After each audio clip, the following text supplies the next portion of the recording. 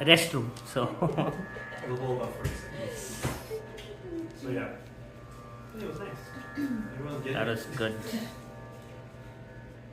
So that first one, that the whole chanting that we did, what was that one again? It's called the Mangala Charan prayers. Mm-hmm. So it's just the praising of the parampara, all the way from Prabhupada up to Krishna, and all the great qualities of the Narasimha Radharani. Basically praying to them that whatever we may continue to do or practice, may we have this. Okay. So if we go back, I'll show you. Each one was glorifying an So if you acharya. read the English translation that I put underneath, so the first one is the Guru in general, then Rupa Goswami, and this is the general Mangala Charan prayers unto the Guru, and it mentions all the Vaishnavas and the 6 Goswamis. Got it. So that's true, it's like a long one. And then Prabhupada, and then Bhakti Siddhanta, so he has 4 in total. And you see right there. And then we're going to wait for condition and stuff. Oh. And then Gaur-Kishore Das Babaji, who's the guru of Bhakti Siddhanta.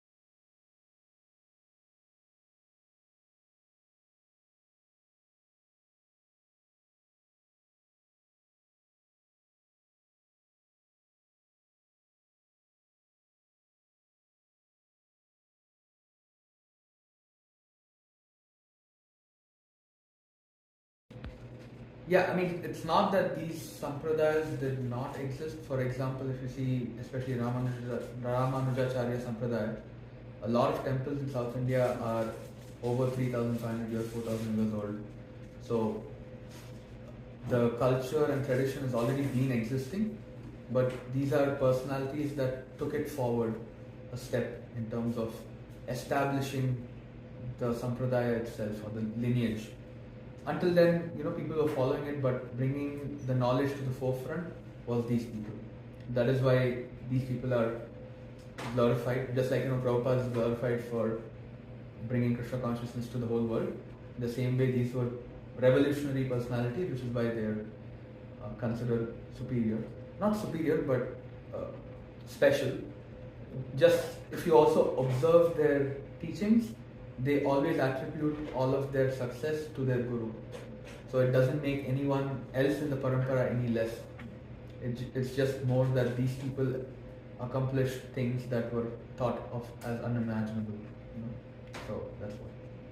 And as Rangesh Bharti mentioned, before we move on, what we did not discuss and we were hoping you could enlighten us was some differences between them. I know you had mentioned that before. So primarily there are, even in the Vaishnava philosophy, these are more called the philosophy itself. So if you see from a high level, there are two types of philosophies. There's called Advaita philosophy and Dvaita philosophy. So Dvaita means Dva is two. So Advaita is that which is not two, or which is considered one. So Advaita philosophy is people who are thinking that everything is one and God is one, we are God, no difference. So why the word Dvaita comes is because all these Vaishnava philosophies consider that we as the living entity are separate from God. Sri Vaishnava Sampradaya is an interesting one. They're called Vishishta Advaitas. I can't remember the specifics. There's actually a very nice video. I'll probably send it to you guys. But it talks about, they do consider that we are separate from God and we're servants of God, but there are more finer details in that, and getting into that is a whole discussion in itself. So amongst the Dvaita Sampradayas, there is Vishishta Advaita, there is Dvaita Advaita, then there is Achintya Bheda Veda, which is what we follow. Then there is, what is another one? It's just plain Dvaita. And there is Vishishta Dvaita, Dvaita and Dvaita, Achintya Veda Dvaita. Veda. I don't know what the other Nimbarka Sampradaya people follow. Yeah, or so- Vishnu Swami. Yeah. Swami, that's a bit of I mean, I don't know what the core tenets are. So just to give you a bit of a highlight, the information Rangesh is giving you is not something you can easily find. So he has done many years of research. That's why we're asking him to enlighten us. I mean, so we can probably, going forward, we can slowly and steadily cover all these things. This is just more information right now. And each of them have maybe small minor details that are different, but the basic principle amongst the Vaishnava Sampradaya is that the way we consider ourselves as servants of the Supreme Lord, and the way to achieve the Supreme Lord again is through bhakti or devotional service. So that is the commonality between the four Sampradayas, is that all of them practice bhakti, all of them consider Vishnu or Krishna to be the Supreme, and that is why Vaishnavas come from the word Vishnu. Those who worship Vishnu are called Vaishnavas. So, That's it, right? Thank you, Rangesh. And so all of these acharyas, as Rangesh mentioned, are the principal acharyas.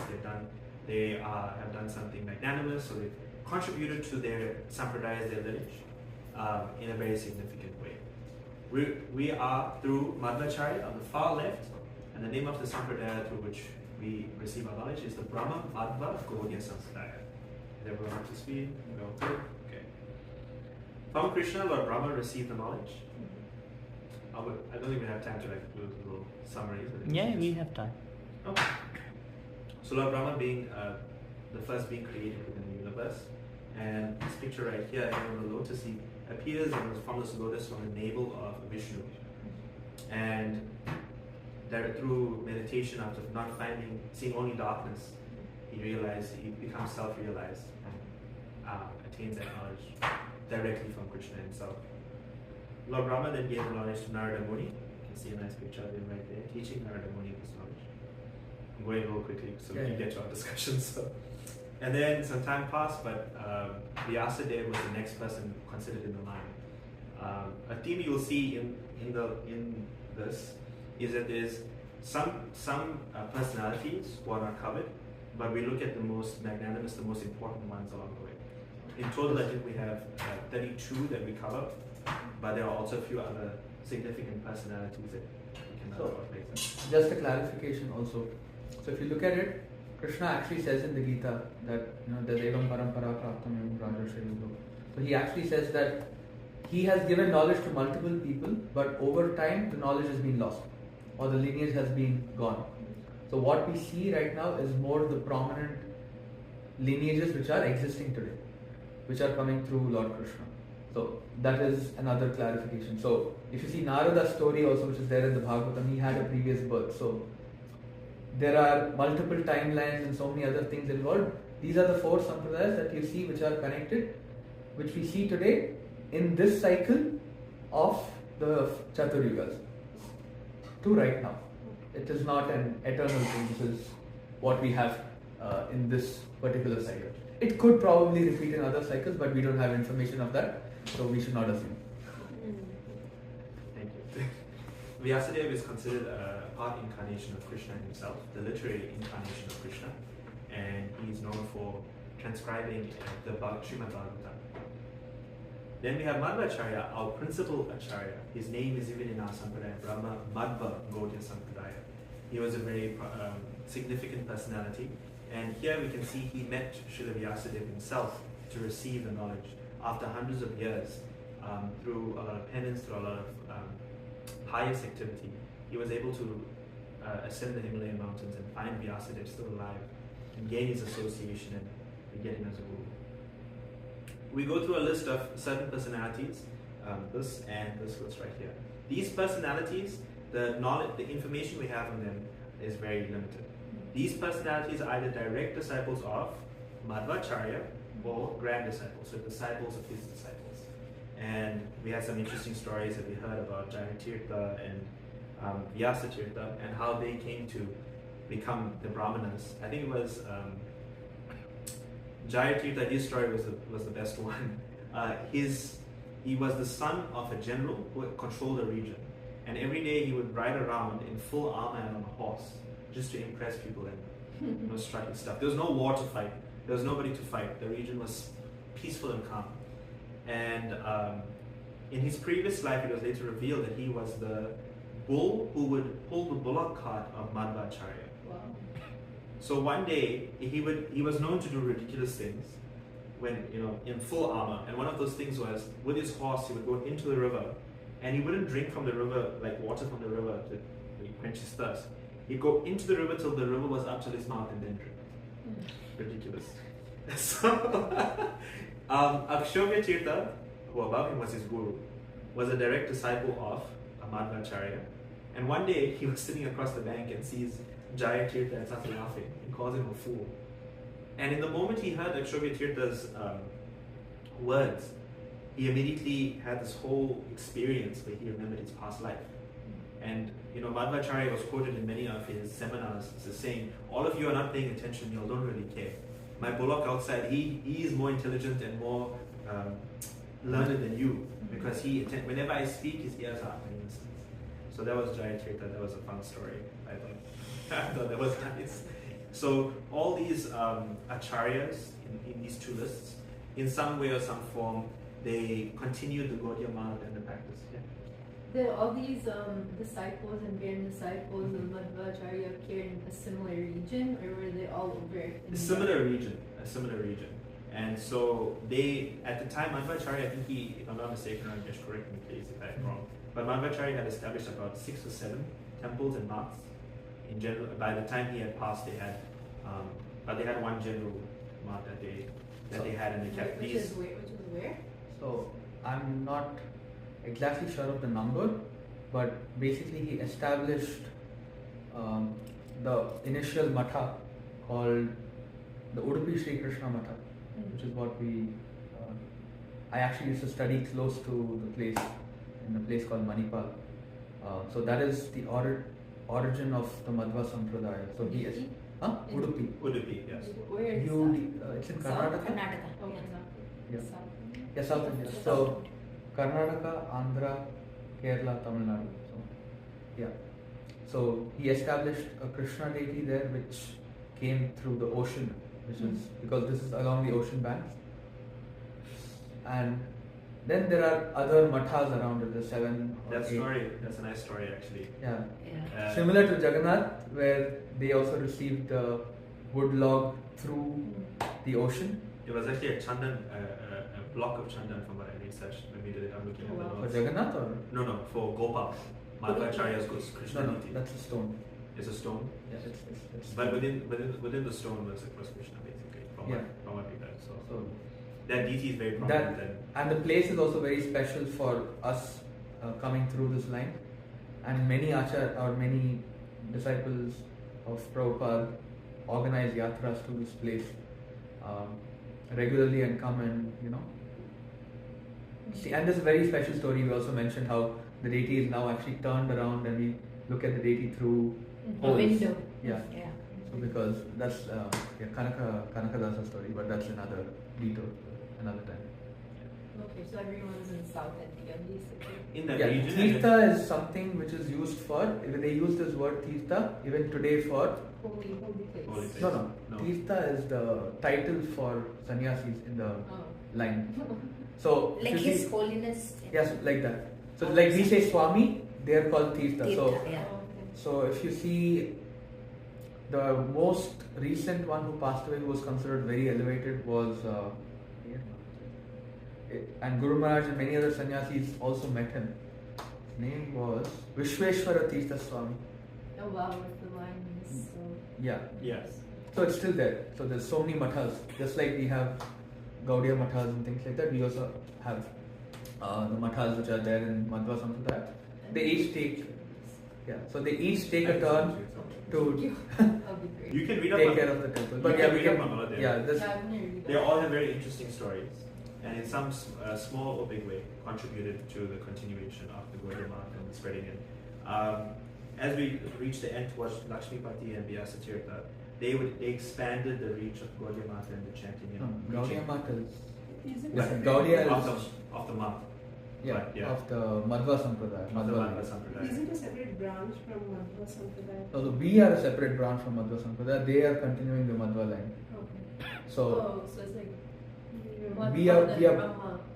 Yeah, we branched out. we branched From out. Gaudiya Yes. Sampradaya. We follow Radharani basically. Right. We are Gaudiya because we follow Gauri. We Yes. No, no. worship her name. So basically. Gaudiya comes from the word Gauda. Gauda Desh. Gauda Desha? So Gauda is Yeah. I heard in one of the Eastern India. lectures they said it's Yeah. Radharani. Multiple meanings. Multiple meanings, yeah, Okay. maybe. Primarily Gauda Desh. But Ah. so they continue the Madhva line and we have branched out. So and he'll come to that. So We'll the come next to that. slide. Yeah. We're still very far up. We're still very far up. But as mentioned, they all contributed in some way. Many of them have commentaries on the Shastras. Many of them established temples. Some of them, like Lakshmipati and Vyasatirtha, went to the lengths of rescuing entire cities from annihilation and saving entire populations from not having food. And they would take the resources from the temples immediately and help these communities. And so slowly but surely spread. Speaking of that, so every day the Udupi temple they actually serve over 10,000 people free prasadam, both in the afternoon and the evening. When is this? What year or when are we? What era? Around are we talking? 800 years back is when Madhvacharya appeared. Okay. Ramanujacharya appeared around 1000 years back. Madhvacharya is 1238 AD. Yeah, so 800. Oh, 1238, and then if we go down to 1238 AD, and then his disciples and grand disciples within around 100 to 150 years afterwards.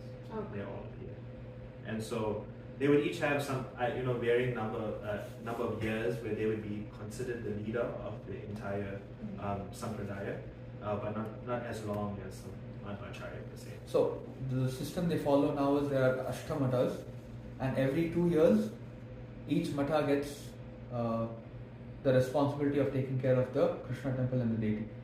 7 matas actually. So every 2 years, they actually have a big ceremony to transfer the responsibility from one matha to another. So there is no system of one overarching acharya for them at all, actually.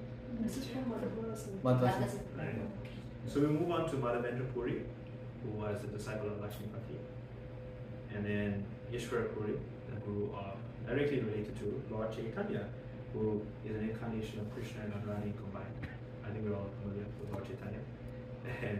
And for those who are wondering, Madhavendra Puri is the one that brought the knowledge from the Madhva Sampradaya to the east, and that's how the Gaudiya tradition started. I don't know my Indian geography, so So, we're here and then they so went.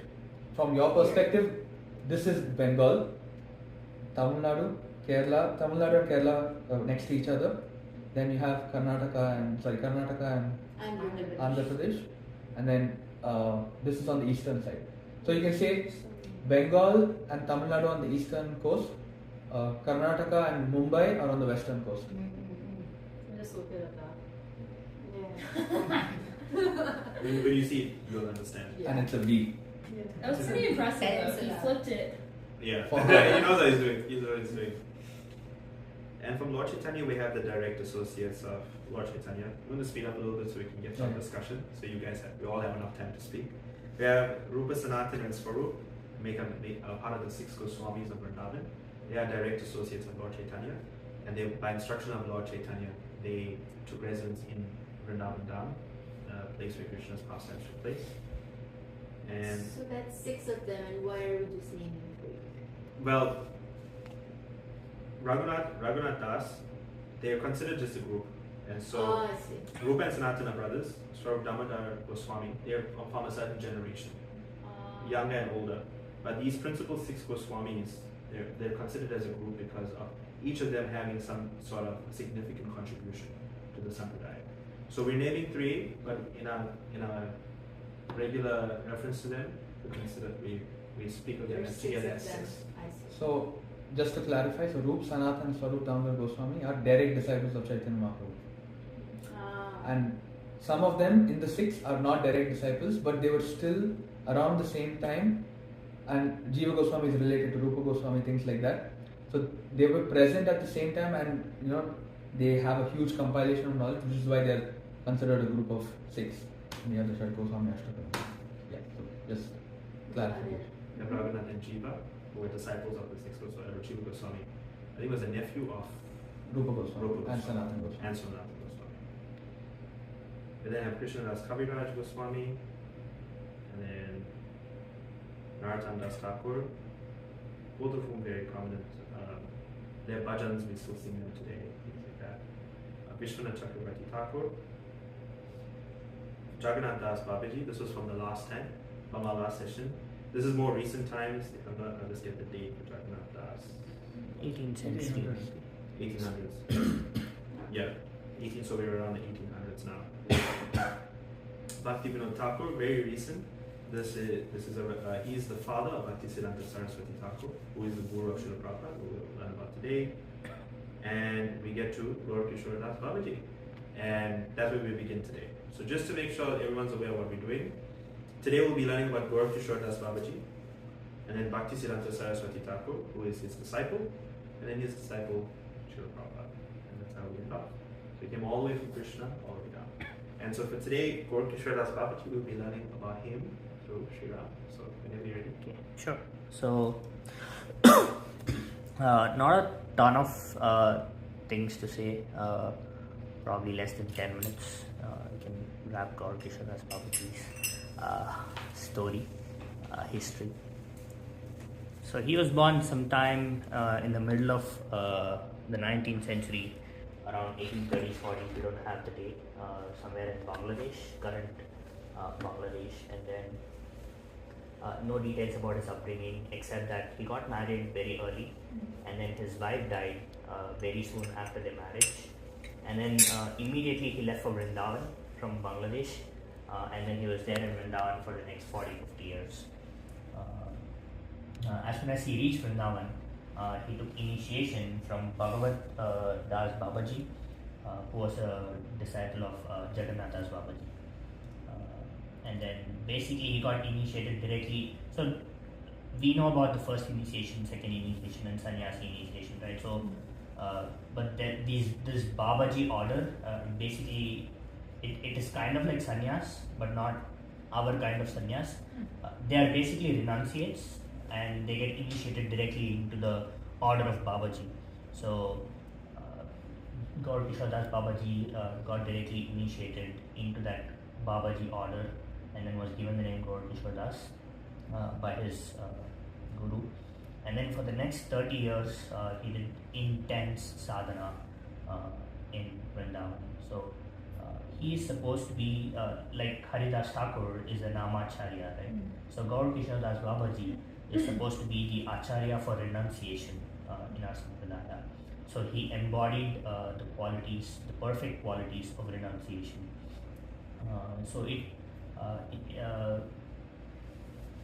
History says that he used to chant at least 128 rounds every single day. Every single day, 128 rounds. So that's 8 rounds takes 64 rounds take 8 hours. So 128 rounds takes about 16 to 17 hours every day. So that's most of his waking time. Yes, Yeah. most of his waking time he was just in deep, intense sadhana.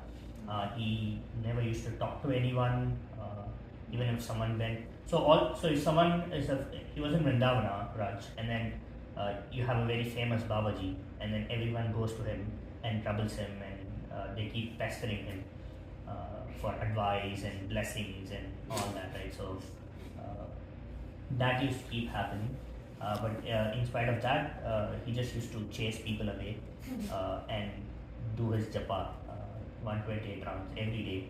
And the only person, in Vrindavana, he never used to talk very much to anyone. Just 30 years of pure, solid, like deep, intense sadhana of just japa. And it seems he didn't even eat that much. Most of the time, he used to eat the mud from the banks of Yamuna and water. So he just used to mix mud and water and eat. And sometimes there's this thing called Madhukari, where a sannyasi is supposed to go to 7 different houses and then with a begging bowl, and whatever they give, you can eat. So he used to do that some days, and most days he just used to fast fully. On Ekadashis, he used to do Nirjal, which is probably very easy for him. And in this way, he was living in Vrindavan for 30, 40 years in deep sadhana. There are a couple of stories in Vrindavan where Gaur Kishore Das Babaji went into a toilet and locked himself in and was doing his japa. So this comes from, there are 2 similar pastimes, one in Vrindavan and one in Navdeep.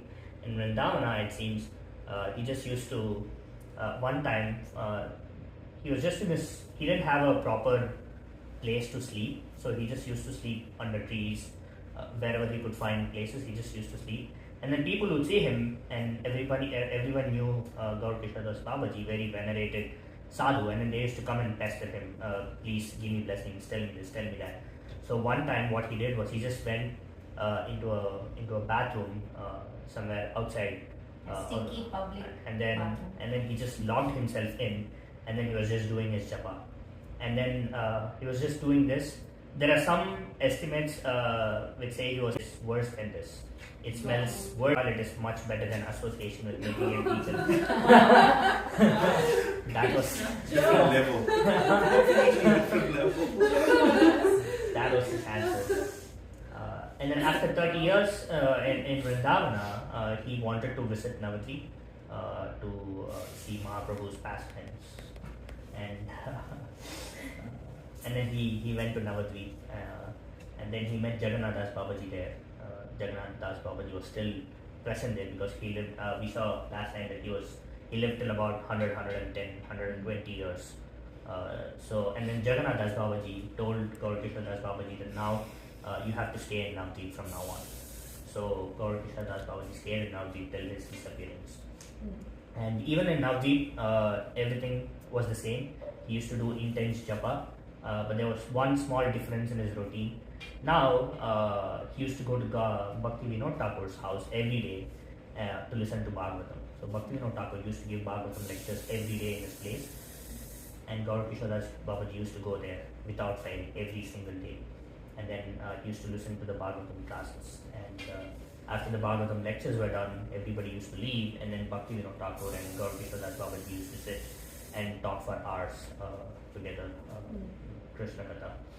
And that was his only change in routine from Vrindavan to Navadvip, and everything else remained the same. He was constantly doing japa.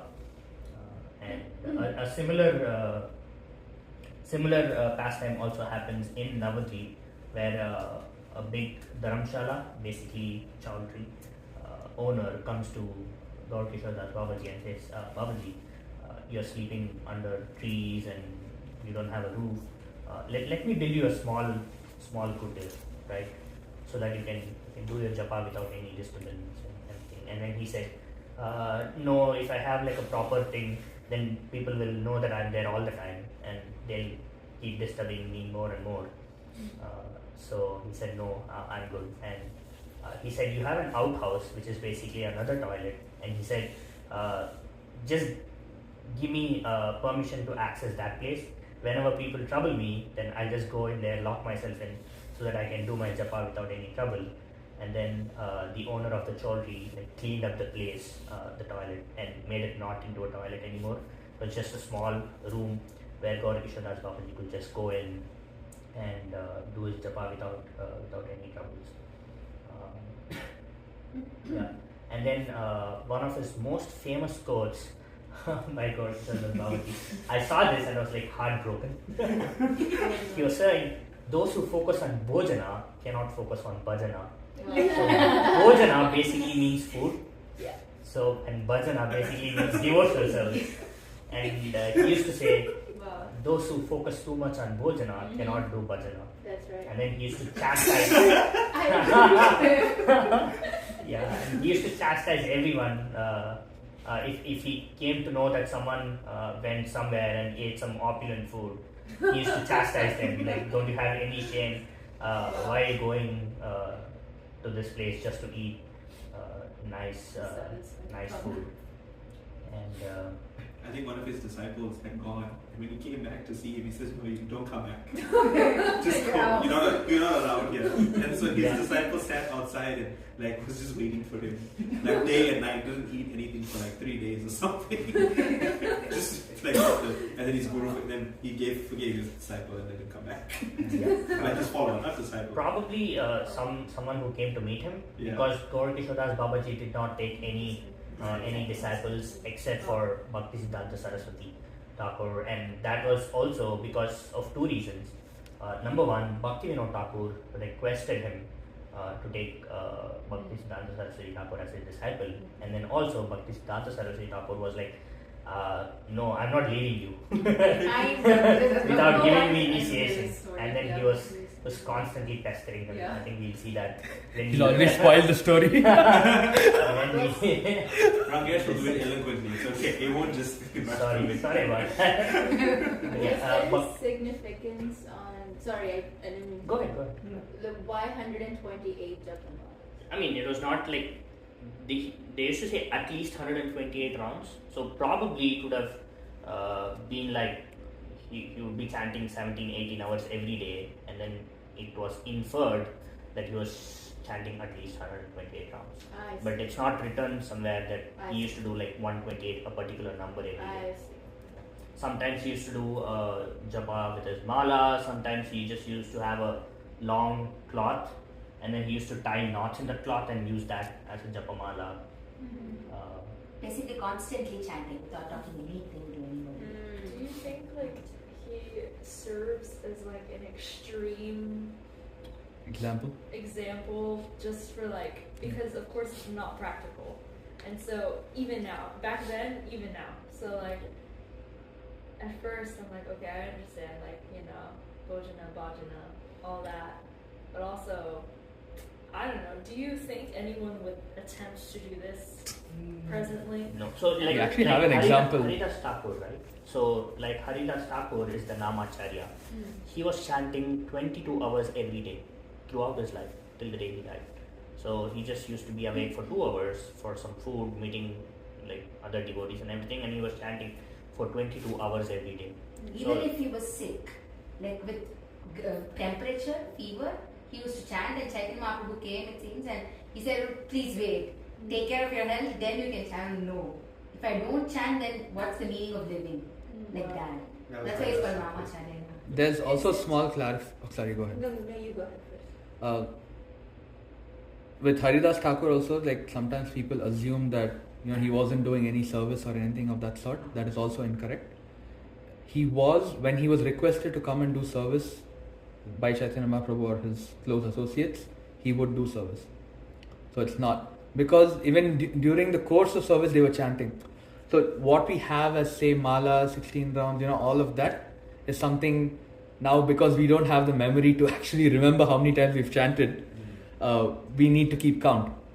But if you see in times gone by, their memory was so sharp and things like that, they could all either remember, not that they did not have beads, they would have beads and things like that, but for the most part they were always chanting. And if service was needed, that is also considered an opportunity to chant and engage in service, because ultimately, which we'll come to later, we are chanting to serve. So Hare Krishna or Hare Rama is requesting the Lord, please engage me in your service. That's what Prabhupada says. So if service comes and we don't accept it, that's not right either.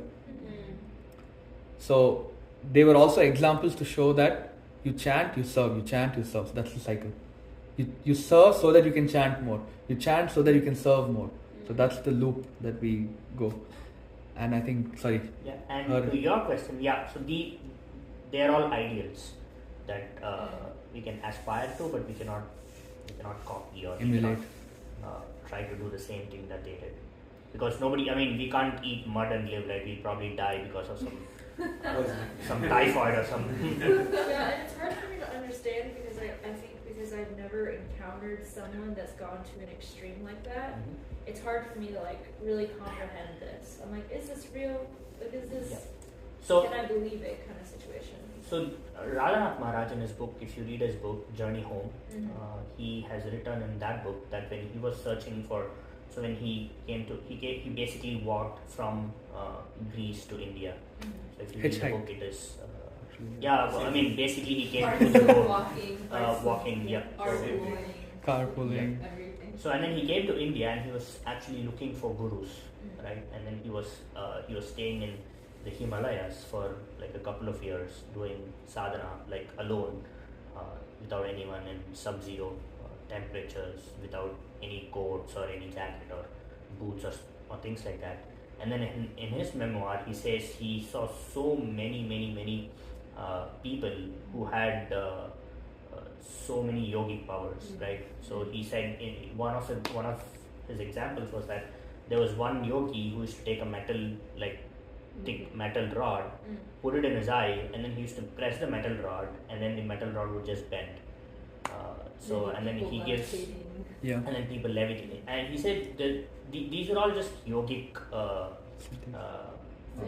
powers, mystic powers that anybody with enough penance, austerity can theoretically achieve. This is something I also haven't seen it in person, but we have first-person testimonials of people doing this, people seeing. Gaur Kishore Das Babaji lived in 1920s. He lived till 1910, 1920. Even right? in present day India, there's so many accounts of this. It's so it's like the land of mystic powers.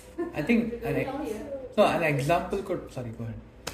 So just wanted to to your question, is it right to assume that these were elevated souls who were in their past times, in their past lives, already elevating higher and higher into bhakti? So is it right to assume that is why in this lifetime, for example, for Gaura Kishore Das, he must have done lifetimes and lifetimes of bhakti to achieve what he got here, and then maybe. So there's two kinds of atmas that we read about in in our scriptures. One is Nitya Baddhas and the other is Nitya Siddhas, right? So the understanding is that most of the people in the material world are Nitya Baddhas, meaning we have, for all practical purposes, we have been here eternally in the material world, right? And then we are trying to escape the cycle of birth and death and go to the spiritual world, right? That is most of us.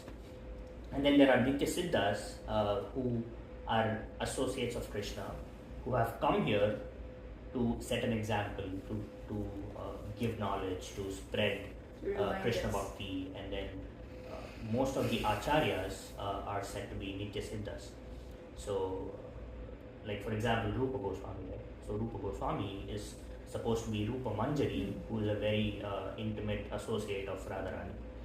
So we can't consider them that they have taken multiple births to come to this position of bhakti. They are in the spiritual world, and they have come down by the orders of Krishna to deliver the people in the material world, to spread bhakti, to give knowledge about it, to set an example, right?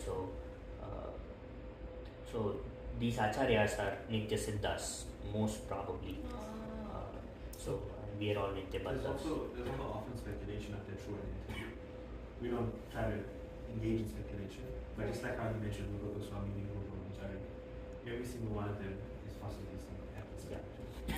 And it's kind of like the explanation of why they're able to maintain such an extreme level of penance and sadhana that just where someone regularly cannot. And it's also a reminder that there is a difference between us and the Acharya. Acharya is meant to be at that level, and it's life dedicated to this, the highest level to which they can reach of sadhana, of worshipping Krishna, and engaging everyone doing so. So then going to that level, it's a reminder there's two sides to it. There are different levels. DHA or DDHA. Baddha. Baddha. So just one more point on this front. So, him chanting so much, or, being engaged in so much rigorous service is actually not too far-fetched from multiple examples you take. So, for example, Srila Prabhupada himself only slept for 2 hours every day. As far as chanting so much, Ayendra Prabhu, whose kirtans, we all follow, he was a person who would chant about 100 rounds every day himself. So, and there are many such examples. And with regard to him, not eating or, being so austere, as some of the others said, with regard to mystics and things like that, the example you can often, I often try to relate some of the things that are really unimaginable and far-fetched for us with examples in the material world. So, for example, you have, say, magicians who are basically illusionists, right? It's through practice of multiple cycles they're able to get to a point where it seems like magic, but it's so much practice that has gotten them to that level. So in the same way with spiritual personalities also, it's not something that happens overnight. Like even with Prabhupada and all these people, these are people that have practiced over years and years and put in hours and hours, this whole thing about 10,000 hours. So, and same with some of these mystics who you find in the Himalayas and stuff. So it's through practice that they get to this point where they are able to be so austere and things like that. And you must have heard it, and Vedsa Prabhu sometimes mentioned it. Prana is actually very important. So if you learn how to control prana, or breath, you can actually fast. Like if you know how to actually, the art of controlling prana, like you can just live off air if need be. So, but these are all more specifics, but the point that we're looking at and trying to respect and be inspired by is their level of consciousness and absorption in the holy names of the Lord, which is the process of this age. They should study these people. You don't even have to go too much into history or mysticism or anything, right? You just go to YouTube. Yeah. You watch Mr. Beast videos, and that's how it came up, right? He used to, like we were discussing, me, Ranga were talking about this last time. He just used to count from 1 to 1 million, continuously. That's how his early videos are. And even now, pretty recently, he didn't eat anything for 30 days. Literally, he didn't eat anything for 30 days straight. We have a video of that on YouTube today, right? So it's not totally out of the realm of belief, right? They should Yeah. like study them Yeah. like scientifically. They should do like health data and just like see if there's a difference. I think also it's like something's unexplainable. And so the whole Yeah. point of these acharyas that you learned about them, you go back and you learn about Madhvacharya and people living to like first of all ages that they shouldn't be living to, living lives that they shouldn't be living. We learn later like Prabhupada, as Ramesh mentioned, like sleeping 2 hours and then doing all these things and still having energy to keep going. It's possible, but it's only because it's like when you dedicate every single second of your life, every single bit of energy, every single thought, everything in you to this one process, this one goal, then things are magically happening. And when you hear from not just forget these acharyas down to Prabhupada, take the like gurus that we see who are alive today, and you take their process like you mentioned, Raghunath Swami. There comes a point where they will all tell you themselves face to face. There comes a point where there's like a different level that you go to. But it takes that consistent effort, that consistent sadhana, and like at a high level with the goal of it being that that's all you're going to do. And you're going to get to that at the highest point you possibly can and then go further. So it's something hard for us to think about but when you see these people and you see their daily practice. Before we started, we were looking at Indra Swami's his arti and his deities and what he does. And having seen it myself, it's like for 2 hours straight without breaking in focus. People can be talking, they can be everything going. Like not a shake in the hand, everything is going perfectly. Like how he worships the deities, how he does the prayers, how he does his guys, everything. And that's because like decades of doing the same thing. So I think it's nice to. That's the main reason why we go through this, is because here's examples that we can take inspiration from.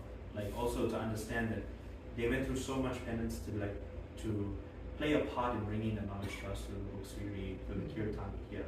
Like they didn't just today we're gonna write the Bhagavad Gita, we're gonna print like a few 100 million and send it out. Like, how many hundreds and thousands of years they had to go through? Like Gaurkishore had to go through so much penance to then be the person to be the guru for Bhakti Siddhanta.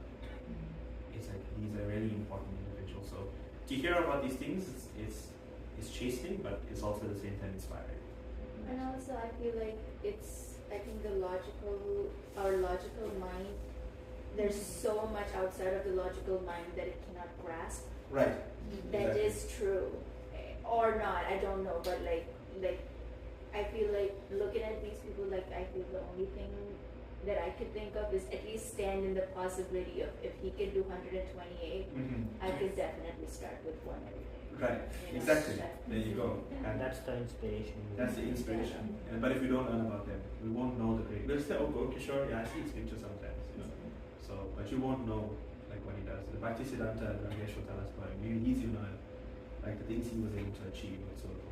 So who like chanting in the bathroom?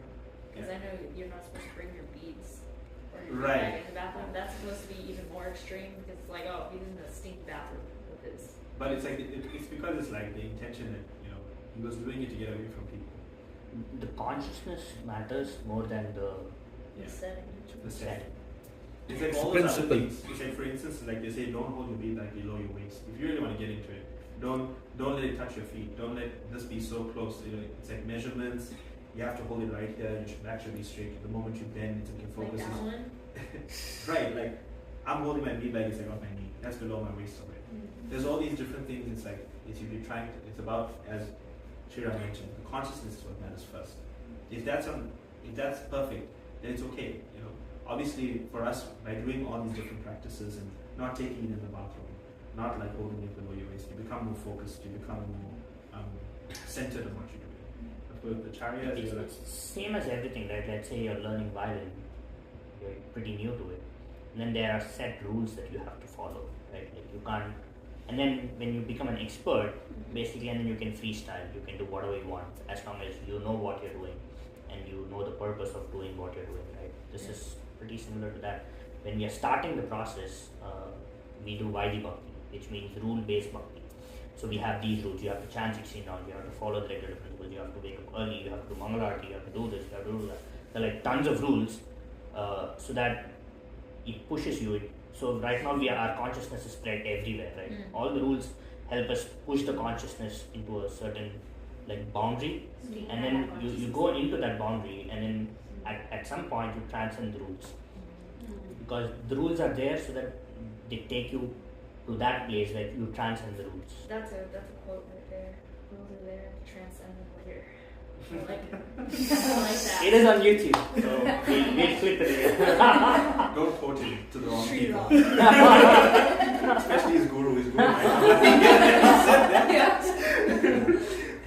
But I thank you, Yeah, Shriram. we are about to end one more pastime, and then we'll end with Gaurkishore Babaji. So there was this one big rich person in Navadvip, and then he comes to Gaurkishore Babaji and he says, Babaji, I find it very difficult to see you sleeping around without a proper place, suffering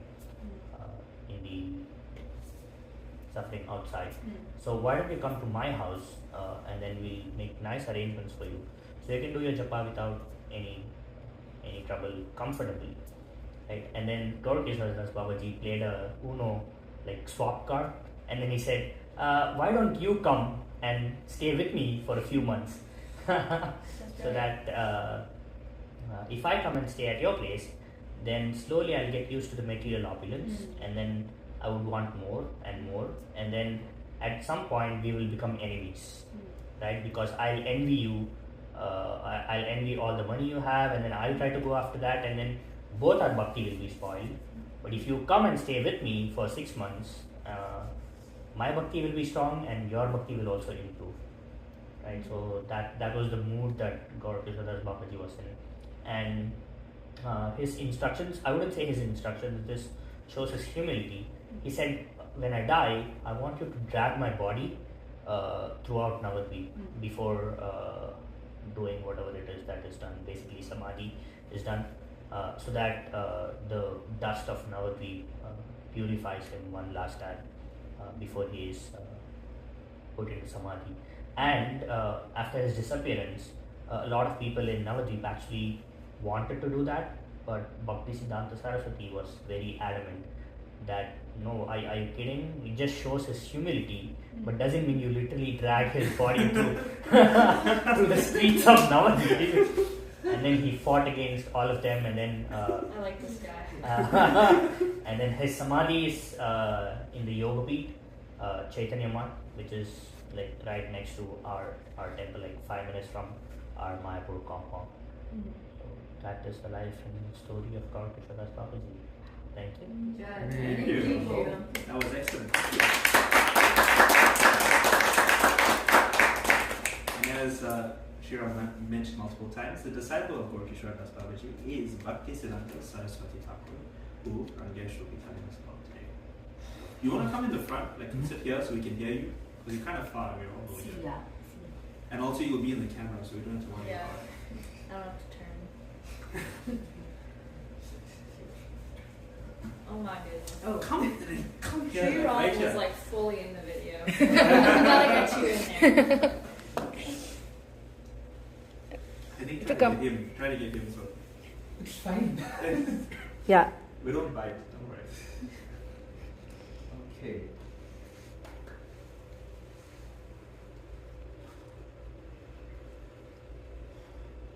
Okay. So as we were discussing the previous two acharyas, Srila Gaurkishore Das Babaji Maharaj and Srila Bhaktivinoda Thakura. So during that period when Bhaktivinoda Thakura and Gaurkishore Das Babaji Maharaj were there was a huge misrepresentation of Lord Chaitanya's movement actually. And people, if they actually heard the word Vaishnava, especially in those parts of India, would think that these are crazy people or they do crazy things. Actually, one example that is mentioned is the Sampradaya has deteriorated so much that some people would actually say that Chaitanya Mahaprabhu, since he was Krishna himself, he would actually perform the Rasa Leela, and since we are his followers, we can also do the same, which is dance with other people's wives and things like that, which is crazy, obviously. And Bhaktivinoda Thakur was very disturbed by all of this at that time. I'm giving you a little bit of context as to how Bhaktisiddhanta Saraswati Thakur came to be and his principles and his foundations. So at that time, Bhaktivinoda Thakur actually decided that he's going to write a lot of books and articles. And Bhaktivinoda Thakur, for some of you, if you don't know, he was actually a magistrate in the British regiment or British government, which was ruling India at the time. And he was also in charge of, he was superintendent of the temple of Lord of Jagannath Puri. So he was a very well respected, well educated person. So he wrote many of these books and he wanted to send it all over the world. I actually want to read an excerpt from one of his books, which was really nice. I found this section in Giriraj Maharaj's article. In the 1800s, Srila Bhaktivinoda Thakur began the effort to spread the holy name of Krishna to countries outside of India. Imagine, at that time itself, and this is the example that we are following by, right? Like, we have acharyas who have done it before. So, he wrote a small book in English called Chaitanya Mahaprabhu, His Life and Precepts, and he dispatched these copies to libraries around the world. In recent years, Srila Prabhupada's disciples have discovered these copies in libraries from Canada to Australia. In Canada, they actually found a copy in McGill University. And Bhaktivinoda Thakur yearned for the day when devotees from all over the world would unite in Harinam Sankirtan and wrote. This is in the 1800s. Very soon, the unparalleled path of Harinam Sankirtan will be propagated all over the planet. Oh, for that day when the fortunate English, French, Russian, German and American people will take up banners, mridangas and kartalas and perform kirtana through the streets and towns. When will that day come? Oh, for that day when the fair-skinned men from their side will raise up the chanting of Jai Sachinandan, Jai Sachinandan, Jai, and will join with the Bengali devotees. When will that day be? This is, in the 1800s, is what his vision was. This is before Prabhupada was even born. So, these are the personalities we are dealing with, people who are actually taking the words of Chaitanya Mahaprabhu. Chaitanya Mahaprabhu actually said, Prithivite Nagaradi, no, Prithivite forget the shloka. I know the words, but I don't know it by heart. It's a tongue twister. Basically, it says that the names of, both this verse comes in the Chaitanya Charitamrita, and he says that the names of Gaura and names of the Lord will be spread all over the world. So every street and town of every street and village, every town and village, every town and village. Sorry, I'm a little out. Yes. So during this period, Bhaktivinoda Thakur also prayed to the Lord that please send me somebody, send me one person, or he actually prayed, let me get at least one son who can propagate this message and take it all over the world. And at that particular time is when Srila Bhaktisiddhanta Saraswati Thakur was born. And he was born in 1874, February 6th. And obviously his name wasn't Bhaktisiddhanta Saraswati Thakur when he was born. He was named Bimala Prasad, and their family name was actually Datta. So Bhaktivinoda Thakur's actual name is Kedarnath Datta, and Bhaktisiddhanta Saraswati Thakur's birth name is Bimal Prasad Datta. And he was one among, there are different accounts of this, so I don't know which one to go with. I just have both numbers. So he was one among 10 children. There are other accounts which say he was one among 14 children. So go for the most. It's fine. So there are some very interesting stories that we can hear with regard to Bimala Prasad from when he was born. It said that when he was born, the umbilical cord was actually wrapped around him like a Brahmin thread. So there were different signs which pointed to how much of a special personality he was. Another incident is that around about the time he was born, so I think within 6 months. So February is when he was born, so July is when Rath Yatra happens, around about that time. So he was born in Jagannath Puri at that time where Bhaktivinoda Thakur was posted, and the Rath Yatra cart was passing their house and just stopped, and they were not able to move it for a couple of days. So during that time, Vimal Prasad Datta's mother took him outside, the deity, and even at that very young age, he automatically reached for the Jagannath deity with his hands. And when he reached, the garland from Jagannath fell on him. And when Bhaktivinoda Thakur heard of this, he realized that, okay, this is a special personality, and this is the Lord has answered my prayers with. I think don't forget to mention the moment that after he saw Jagannath, the cart started moving. The moment that he went and saw the deities. That's when the cart Reminds me moved. of your nephew. My nephew grabbed the Rath Yatra rope. Yeah. So, after that, what happens is, obviously, Bhaktivinoda Thakur's household is very pious, and he is learning, various things as part of growing up. It's one other incident which shows his purity levels and austerity is also that when he was very young, he once ate a mango directly without offering it. And his father found out and he was like, no, you shouldn't do that. He chastised him a little bit, Yeah. And then what he did was, he said, at that very young age, I will never eat another mango ever. And he never ate another mango. So even when he was older and people came and offered him mangoes and things like that, he said, no, I can't eat. So that is one incident. He also memorized the entire Gita at the age of 7, which is 700 verses. Okay. So he was very elevated, and over time he also, obviously got educated since his father was in a good post. He became a Sanskrit scholar, he joined Sanskrit college.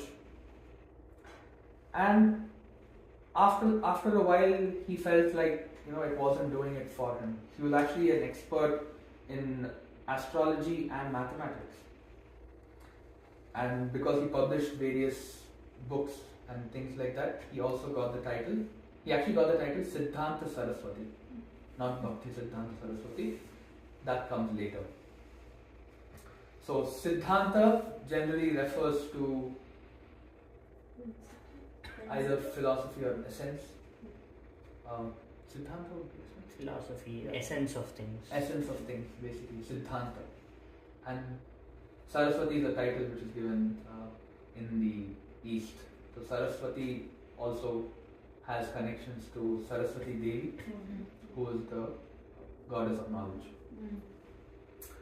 So that's where the connection comes. And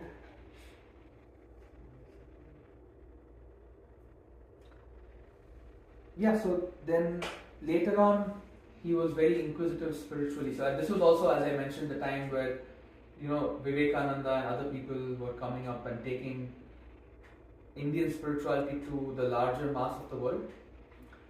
But obviously they were preaching the Advaita philosophy, which kind of propagated that we're all one, and, which is something the Vaishnava philosophy heavily disagrees with. And at that particular time, Bhaktisiddhanta Saraswati Thakur also saw that, Bhaktivinoda Thakur was able to see that his son was very much interested in, philosophy and things like that, and he encouraged him to seek out Gaur Kishore Das Babaji, who was his friend. He told him to seek him out and surrender to him. And Gaur Kishore Das Babaji was, as he mentioned, a personality so austere that he didn't even know how to sign his name. And here is Bhaktivinoda Thakur, who's an educated person, who's written so many books, and here is Bhaktisiddhanta Saraswati Thakur, who's educated and also knows so much. But both of them respect his personality. So what does that tell you about Gaur Kishore Das Babaji? Right? So here we can also understand that even educated people who are spiritually elevated are able to distinguish between who knows what and who is. Just because someone has knowledge doesn't make them anything special. If they use the knowledge properly, that's what makes them special. So it is not wrong to acquire knowledge, or it is not wrong to, progress in your field. Even Prabhupada himself encouraged his disciples to, get PhDs and things like that, but only those he felt would actually be able to use it properly. Some people, he said, renounce everything and come. So it's a combination, and that's why you need a guru, because the guru knows what is what. And as Prabhu mentioned already, right, when Bhaktisiddhanta Saraswati Thakur went, or Bimal Prasad Datta at that time, went to Gaur Kishore Das Babaji, initially he said, no, I can't give you initiation, this, that, and all of that. And he came back and reported to his father, and he said, no, just keep going. And that also shows you that it is not enough that you accept a guru. The guru should also accept you. And that's how a relationship is. Just like in any material relationship also, it's not a one-way thing. I can want to be someone's friend, but if that person doesn't want me to be their friend, then what's going to happen? It's not possible. It's a two-way thing, where there's both you accept and you reciprocate as well. So there was that. Yeah. So then eventually Gaur Kishore Das Babaji Maharaj said, I'll give you initiation, and right after that, this was in the early 1900s, maybe somewhere between 1900 and 1905 is when he got initiated. And after that, Bhaktisiddhanta Saraswati Thakur Maharaj Bhaktisiddhanta Saraswati Thakur started assisting his father, Bhaktivinoda Thakur, and together they were preaching all over India and going all over the place. And somewhere around this time is also when Bhaktisiddhanta Saraswati Thakur took up the vow that he will chant 1 billion names of the Lord. 1 billion. Wow. So, and it took him a while to finish it, obviously.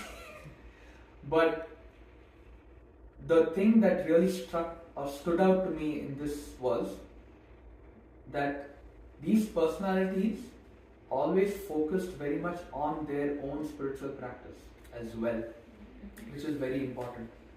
So we may think about preaching or distributing the names of the Lord, how much ever we want. But if our practice isn't strong, it's not going to do anything.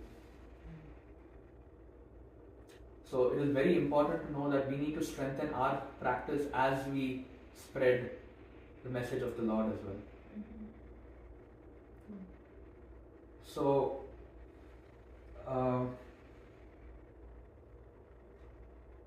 where was I? Yeah. So basically, he took a vow to spread the names of the Lord, and he was doing it along with his father as well.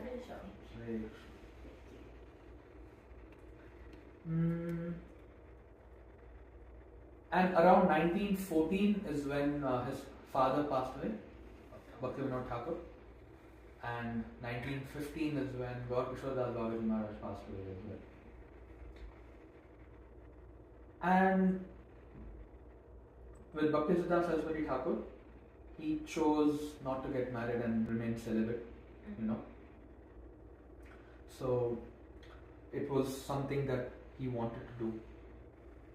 And in 1918 is when he chose to take sannyas, which is the renounced order of life. And since Gaur Kishore Das Babaji Maharaj wasn't there, he actually did it only with a photo of Gaur Kishore Das Babaji Maharaj. That's how he took sannyas. And in due course, I think one thing I also missed was that Bhaktivinoda Thakur also had a magazine called the Sajjana Toshini, which he used to publish, and that's something he took up and he started publishing that continuously. He also started publishing magazines and newsletters, things like that, and he said we should have a monthly newsletter, and his disciples said, like, how is that possible? How can we have a monthly newsletter? And he said that if the modern press is producing so much information, like, why can't we? If we had the power and energy, we can produce something every second. True. Because Krishna's pastimes are newer Yeah. and newer, so Yeah, you can continuously always, spread the message. Then, moving forward, another big contribution of Srila Bhaktisiddhanta Saraswati Thakur was that he established the Chaitanya Math, as Prabhu mentioned, right? So the Matha, the Chaitanya Math, he excavated the location of where Chaitanya Mahaprabhu was born. That's where Yoga Peeth is, So he excavated that location and he set up a matha there, or a temple. And not only that, he also traced where all Lord Chaitanya went, and travelled around, and he set up mathas in many places. So he set up a total of 64 mathas. Mathas, you can say, are ashrams or temples or things like that. So these are his contributions. And obviously, in the 1930s, he also tried to send some of his disciples to Europe to set up a Gaudiya Math there, but it wasn't very successful. And we obviously then come to how his mission of spreading the name all over the world actually worked out, because of one of his disciples who actually took the mission up so seriously. And that disciple is Jai. Jai. Thank you, Rajesh. Yeah, actually, one thing I did want to say is he told me like 15 minutes. I know I tried to make that time, but it's there's so much. Like I can speak. Like when I started researching, I found that there's so much. There's If you have a few more points, speak. So that those 3 books there. Yeah. 3 volumes of his of Bhaktisiddhanta. Wow. Yeah, Bhaktisiddhanta So- Vaibhava. He was known as a lion preacher. He was very hard. Yeah, he was called the Lion Guru actually. Strong. Oh, I did forget. Strong. Yes. very strong. No Very deviation wise. at all. Like no So deviation at actually, all. I did want to do one thing. If you can pull up his pranam prayers. Oh yeah. Yeah. Like once, sorry if I can Yes, share it. sure, of If course. once Bhaktivinoda Thakur, he did preaching with Bhaktisiddhanta Thakur, right? So once Bhaktivinoda Thakur said, "You go and preach." So in Bhaktivinoda Thakur's lecture, there were thousands and thousands of people coming and attending and stuff. So when Bhaktisiddhanta Thakur started his lecture, there was only one person, because it was so intense, so very, very deep, intense philosophy that nobody was ready to accept. So there was only one person listening, and slowly even that one person went. And Bhaktivinoda Thakur said, "Don't be very intense, please calm down." No, it has to be intense. If it's Radha Krishna Pranamol Jugala Kishore, it's only Radha Krishna. Whatever you want, you only ask to Radha Krishna. Don't go to anybody. It's you be in they'll say, right? If you have one rope, like you're in a well, right? This is Bhavasagaram. You have many ropes coming up from the top. If you hold only one rope, you can go up. If we try to hold all the ropes, it's very difficult. So he said only one rope. Climb with this rope. Like that. So it's just very, very intense. Like Lion Guru. I have one question. Yeah. So, with every single guru that we have in the lineage, there must be contemporaries while they were becoming the guru of their kind who were also, going towards the same path. Why were they were the one chosen in the lineage and opposed to somebody else? So It's different. So from this person is to not a person. centralized. There's no centralized power structure. Like if you take the Catholic Church, there's the Vatican, Right, and there's a Pope. right, The Pope is selected by a group of cardinals. The cardinals are selected by a group of bishops, and that's right. but it's a centralized power structure, right? But here there is no central power structure. Nobody is choosing anyone. Nobody chose Bhaktisiddhanta Saraswati Thakur as the head of Gaudiya Math. He founded the Gaudiya Math. So basically, the sampradaya does not mean that someone says, "Hey, after me, you are it." Like it's not like a game of tag where someone is choosing someone for a position, in a centralized structure, right? Okay. What the disciplic succession basically means is that the person who's coming after is following the same philosophy, same principles, same instructions. They are not misinterpreting the Shastras. Whatever knowledge the previous Guru gave, the next person is giving the same thing. That is all this list means. It has no bearing on whether the previous Guru selected this Guru for this position of power, right? So that is not happening here. I see. So Prabhupada was Bhaktisiddhanta Saraswati Thakur's disciple. Bhaktisiddhanta Saraswati told Prabhupada to go to the West and preach. So Prabhupada came here, he started ISKCON. And then there are a lot of Prabhupada's godbrothers, basically other disciples of Bhaktisiddhanta, who are preaching in India. They have their own thing. Some of them are coming under Gaudiya Math. Some of them have their own thing. Prabhupada started ISKCON. So nobody's telling anyone that you're the next Guru, you're the next Acharya. I see. So it's all very organic. It's just happening.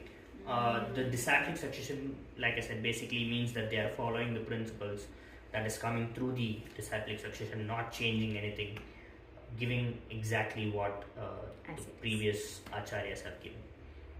Got it. But there is a lineage that has been written down, like we went through. I mean, So basically, put that together. yeah. So ISKCON was created by Prabhupada, right? He started ISKCON. So Prabhupada is our acharya. So we are all here because of Prabhupada, right? So it's not coming from top to bottom. The list is basically from bottom to top. I see. So we know Prabhupada. Okay, so what is the disciplic succession that Prabhupada was in? So we trace the lineage back from Prabhupada. I see. So it's not coming. So it's more just something to establish the validity of the sampradaya and the lineage, and not something to disregard or discredit anyone else's accomplishments. Got it. This is the line that we are in, and there are other acharyas. So, coming to your question of why were there other contemporaries during Bhaktisiddhanta Saraswati Thakur's time? Yes, Yeah. probably. But from what we know and understand and read, those who were following Chaitanya Mahaprabhu around that time were not doing it properly, and they were like the example I gave. Someone said that Chaitanya Mahaprabhu was an incarnation of Krishna, and therefore he was doing the Ras Leela, so I can also do Ras Leela. Mm-hmm.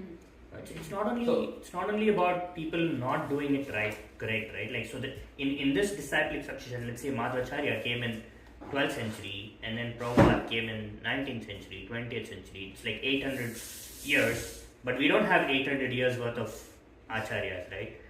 But it doesn't mean that there are no gurus in between. But in order to become an acharya, in order for someone to be considered an acharya, so they have to have done one of either two things, right? One, they must have spread the philosophy far and wide and have done something really extraordinary. So that is one of the options. Or the other option is, so when the sampradaya is like this, someone came and brought it back up, right? So two things. One, someone took it from here to a higher, more, made it reach to more people, or it was down here, like where the word Vaishnava was like a derogatory term, and then from there someone had to take it to a normal plane, and then so these two things, if someone had done it like properly, then they are considered an acharya, right? But there are so many gurus who help maintain the sampradaya at the base level, right? There will be so many people in between who did the right thing, who maintained the sampradaya, but they didn't do something extraordinary. They helped maintain the sampradaya. Okay. But all the acharyas in the lineage that we are seeing, they are special in that they either took it from way below or took it from normal to way high up. So that they're just more significant. When we come to for the past five from Prabhupada and the gurus and their gurus, when we go up to Jagannath Das Babaji, for instance, at his time he was probably the only Vaishnava who, it was at a low, as you mentioned, it was a low point. but he went back out. But when we go back like much further, like the 6 Goswamis that we mentioned, and that you saw there were 3 names in one slot, because at one time there's as you mentioned, contemporaries, but they're at the same level. They're considered as acharya in the same age. So all of them are considered acharya for that one time period. So there's many situations like that, and as we mentioned in the beginning, there's a lot that we don't, a lot of people whose names we're not acknowledging, but we still learn about them. Like for instance, Vishwanath Chakravarti Thakur had some very prominent disciples whose contributions we use on a daily basis in spiritual practice. But we just recognize these individuals, as I said, because of their extraordinary contribution. But at this time specifically, for Bhaktisiddhanta Saraswati, as Ranjesh mentioned, there weren't many other people who were coming in doing the same thing. Who were coming in, like, these people had to pioneer and create this like larger web for people to be in. So it's like these are the Bhakti Vinod Thakur, the father of Bhaktisiddhanta, he did a lot of that work. And then Bhaktisiddhanta, when he grew up, as Ranjesh mentioned, they did a lot of work. 64 temples, they weren't there. Now once 64 temples are there, now you can say, oh, there's 50 people doing the same thing. You know, we're all coming there, so now we have to look at who's doing the most. But when there were no 64 temples, you got to look at the one individual who actually kept it going. So it from time to time, like level to level, person to person, it's a different situation. 6 Goswamis, you can say there were 50 different personalities in Vrindavan, all of them contributing in some way. But then in this situation, Bhaktisiddhanta, Bhaktivinoda, they're individuals we can single out. So it's a person to person basis. That's why it's important to focus on each one and learn about their time period, what they did, and how they got to where they were. Yeah, I think we can move to Prabhupada because we're definitely over. Yeah. 1 sec, just going to. So what is the plan for Prabhupada? Are we doing like? So the plan for Prabhupada, I'm just going to go through some details about Prabhupada's life, and then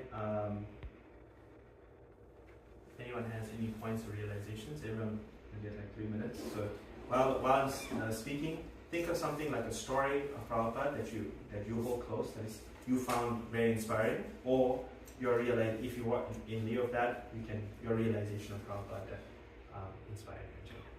So finally we come to His Divine Grace A.C. Bhaktivedanta Swami Srila Prabhupada. And so Srila Prabhupada was born Abhay Charan Day on September 1st, 1896. A fun fact, it is the same year that Bhaktivinoda Thakur sent the teachings of Lord Chaitanya to the UK. Only a few months later, Prabhupada was born. It was very nice, in the same year. And he was born in Calcutta to his parents, Gaur Mohan Dey and Rajin Dey. And in his childhood, an astrologer said that when he grows up and he grows older, that he is going to travel around the world and spread Krishna consciousness and establish 108 temples. From his birth, an astrologer is saying that he's going to do this. Prabhupada himself, later on, when he would take his disciples to India, he went into his childhood and would remember the different things he would do. He said he would remember as young as he could, as early on as he can remember in his life. He would wake up in the morning to his father ringing the bell, doing arti for the deities. You can see right here they had deities of Radha and Krishna at home. And that was his earliest memory, waking up to the bell ringing every morning. He was a very special child and learned, his father encouraged his education, not just in Western or regular education, but in spiritual education as well. He would laugh and tell his disciples very nicely about, he would have 2 teachers, one Mridanga teacher and one English teacher. So his English teacher would be sitting and waiting, when am I going to have time with Abhay to teach him how to spell, to read, but he would always have time for the Mridanga teacher every single day. And when his mother found out, he was very upset. And so his father would come to the rescue and say, no, he must learn at least a little bit. You know, Prabhupada, he's known to be an expert at the Mridanga, the harmonium, the kartals, on top of everything else. On the right, we have a nice pastime. Prabhupada would remember that his father would always, on top of having a very strong spiritual practice in sadhana to his own deities every day, which inspired Prabhupada from a young age. He also encouraged his son Abhay, Srila Prabhupada, to take that up as well. Nearby, they had a neighborhood temple, Radha Govinda temple, and so he would see how they would do arti in the temple and come home and do the same thing. From the age of 2-3 years, when he could walk, he would do that. And so, very famously, a nice story is how he organized Rath Yatra Festival, a nice artwork right here, with all the children in his neighborhood. And he did it all on his own. His father would assist in some way, but he would get everyone together and go from house to house and say, no, you must come, we're having Rath Yatra. This small boy, 6 or 7 years old. His father would always have saintly persons coming over. And his father would ask for one thing, please bless my son, then he would be a servant of Srimati Radharani. That was his only prayer to anyone. Please, that's all I want from you. His father wasn't well off. He would earn a total of 300 rupees every month. But he would still provide for his family. But the most important thing Srila Prabhupada himself said is that from that young age, he never forgot Krishna thanks to his parents bringing him up in the right way. He became a philosophy student at the Scottish Churches College in 1916. And it was a very prestigious college in India, and he was extremely intelligent. And while he was in college, I think in his 2nd or 3rd year, he was married. His father married him to his wife Radharani Datta. In 1920, famous time in Indian history, Mahatma Gandhi's movement became very prominent, and the whole encouragement was to let go of all the control of the Dutch East India Company and English control and English education in general. And Prabhupada, as a youth, was involved in this movement and gave up his education in the English college that he was part of. He got quite involved with that. We won't go too much into detail. But in 1922, a very important year in the life of Srila Prabhupada is when he met his guru, Bhaktisiddhanta Saraswati Thakur, a nice artwork of when he received initiation. And on the first meeting, before we get there, his friend Narendranath Malik insisted, no, you must come meet the sadhu. He's a great sannyasi. You have to come and meet him. But Prabhupada wasn't ready. It's like, oh, there's so many sadhus. I've grown up in this. I know there's so many bogus ones all over. You can go down the street and find 5. But his friend insisted, no, you have to. He's a very special person, and you have to come and experience it. I can't explain to you what makes him special.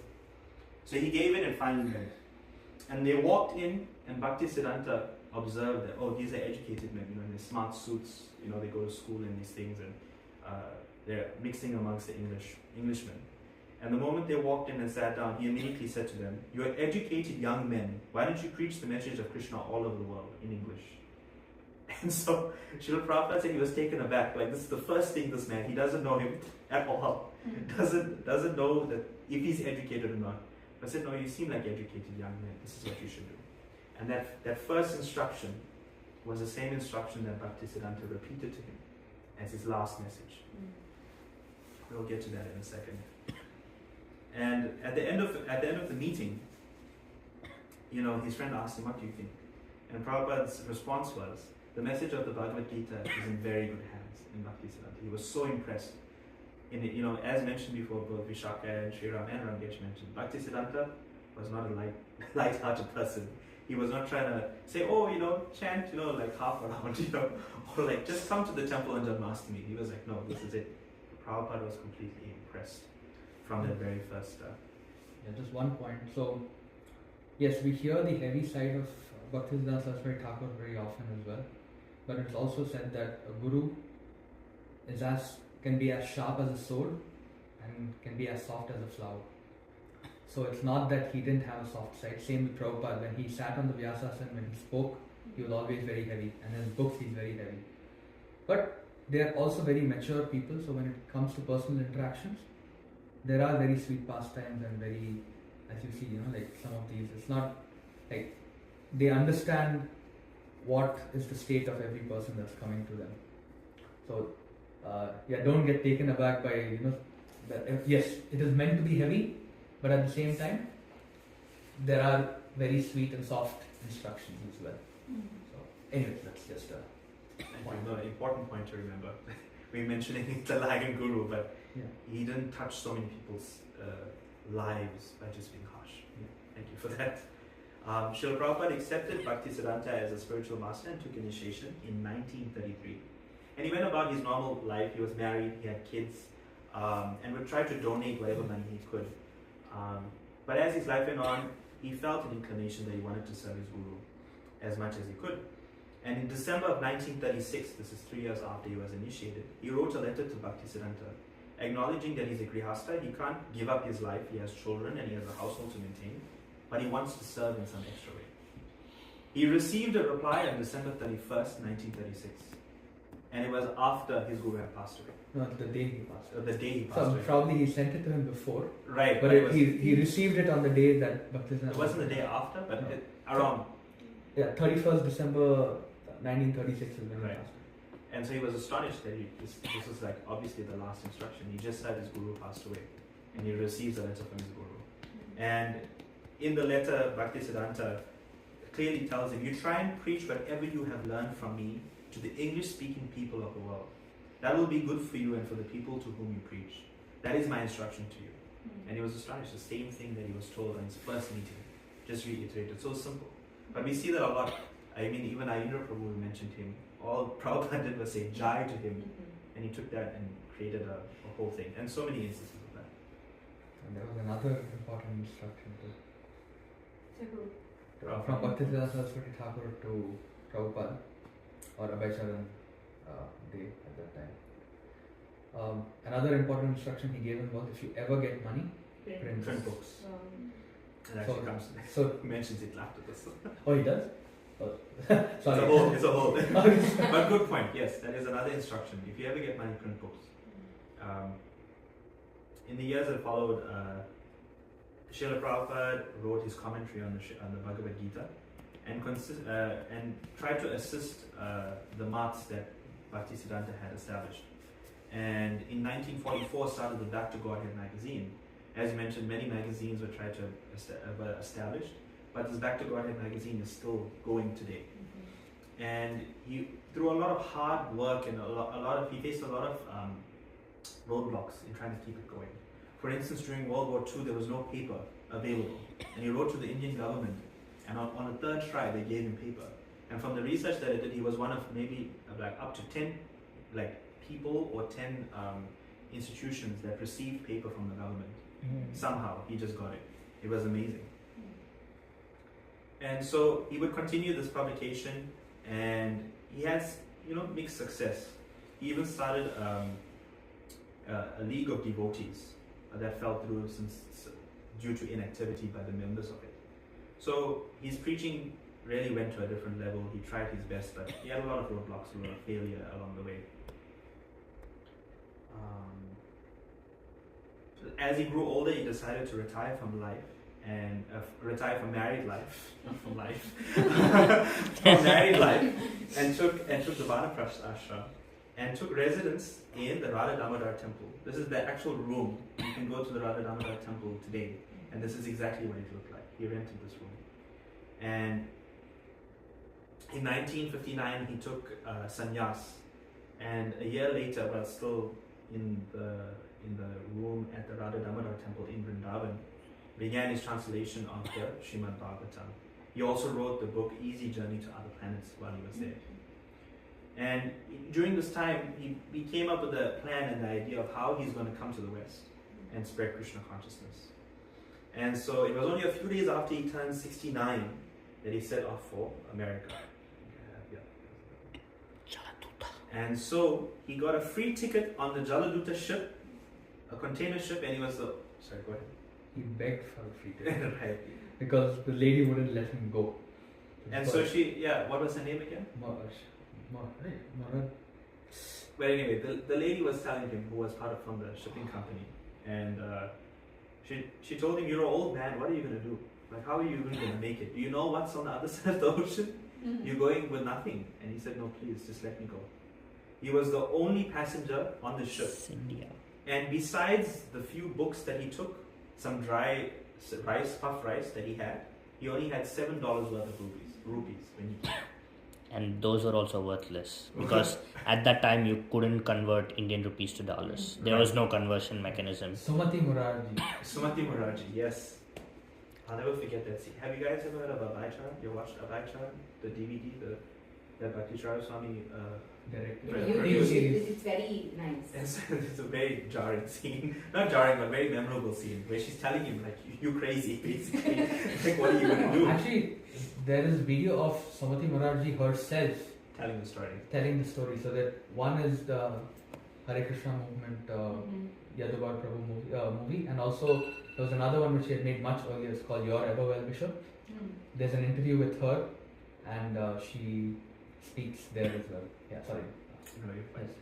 So on Friday, August 13th of 1965, the Jaladuta ship left India on the way to New York. And on the way, Prabhupada suffered immensely. Seasickness, dizziness, vomiting, and he had 2 heart attacks on the way. And he writes in his journal that, in his dream, Krishna came to console him. And it was only by Krishna's mercy that he made it through. When he arrived in New York, 7 days from after the start of his journey, he was utterly alone. I think it took 2 months for them to reach. 7 days. No. 37, sorry. 37 days. I apologize. A month or 2 months, because I remember. 37 days exactly. I have it written here. And he had no money. He had nobody at all. He had just suffered 2 heart attacks. Suffered so immensely. He didn't know where to start. Just fast forward. There's so many details. Wonderful books. If I would suggest your Everwell Mishra. Have you guys heard of that? Have you read that book? No? It's a small book, I think, by Swatswarup Das Goswami. So that is Prabhupada Lilamrita, but there's another one called Prabhupada, which is the shorter version. Right, that one. So it's like, the Prabhupada Lilamrita is the set, but the small book, you can really read that. Yeah, Shriram has the full Lilamrita behind him. But you can read of the specific details about how Prabhupada, when he first came, he really knew nobody. He just had a few connections here and there, stayed with a family in Philadelphia, and then they didn't want him to leave. But then he said, no, I have to go to New York. It's where all the people are, and I'll have some success there. And, he would get some opportunities. People knew that he was coming.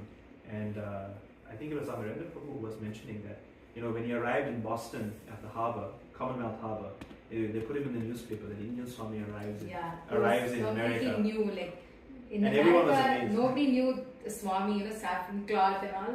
So new. In the house he was staying in his friend's son's house. Whole night they'll do party, and when he opened the fridge, he saw all meat and stuff. So he used to sleep on a couch for I don't know for how many days, but he was for how much of days he was there in that house. He used to sleep on a couch, and he had some fruits. He used to offer that to his deities, and then give it to others as prasadam. And the whole night, because at the age of 70, you cannot imagine, at the age of 20s and 30s, without sleep, we become crazy the whole day, right? But for him, at the age of 70, he was not able to sleep the whole night, and the whole day he used to go out and go to every university and preach to everybody about Bhagavad Gita and about Bhagavatam, about Krishna consciousness.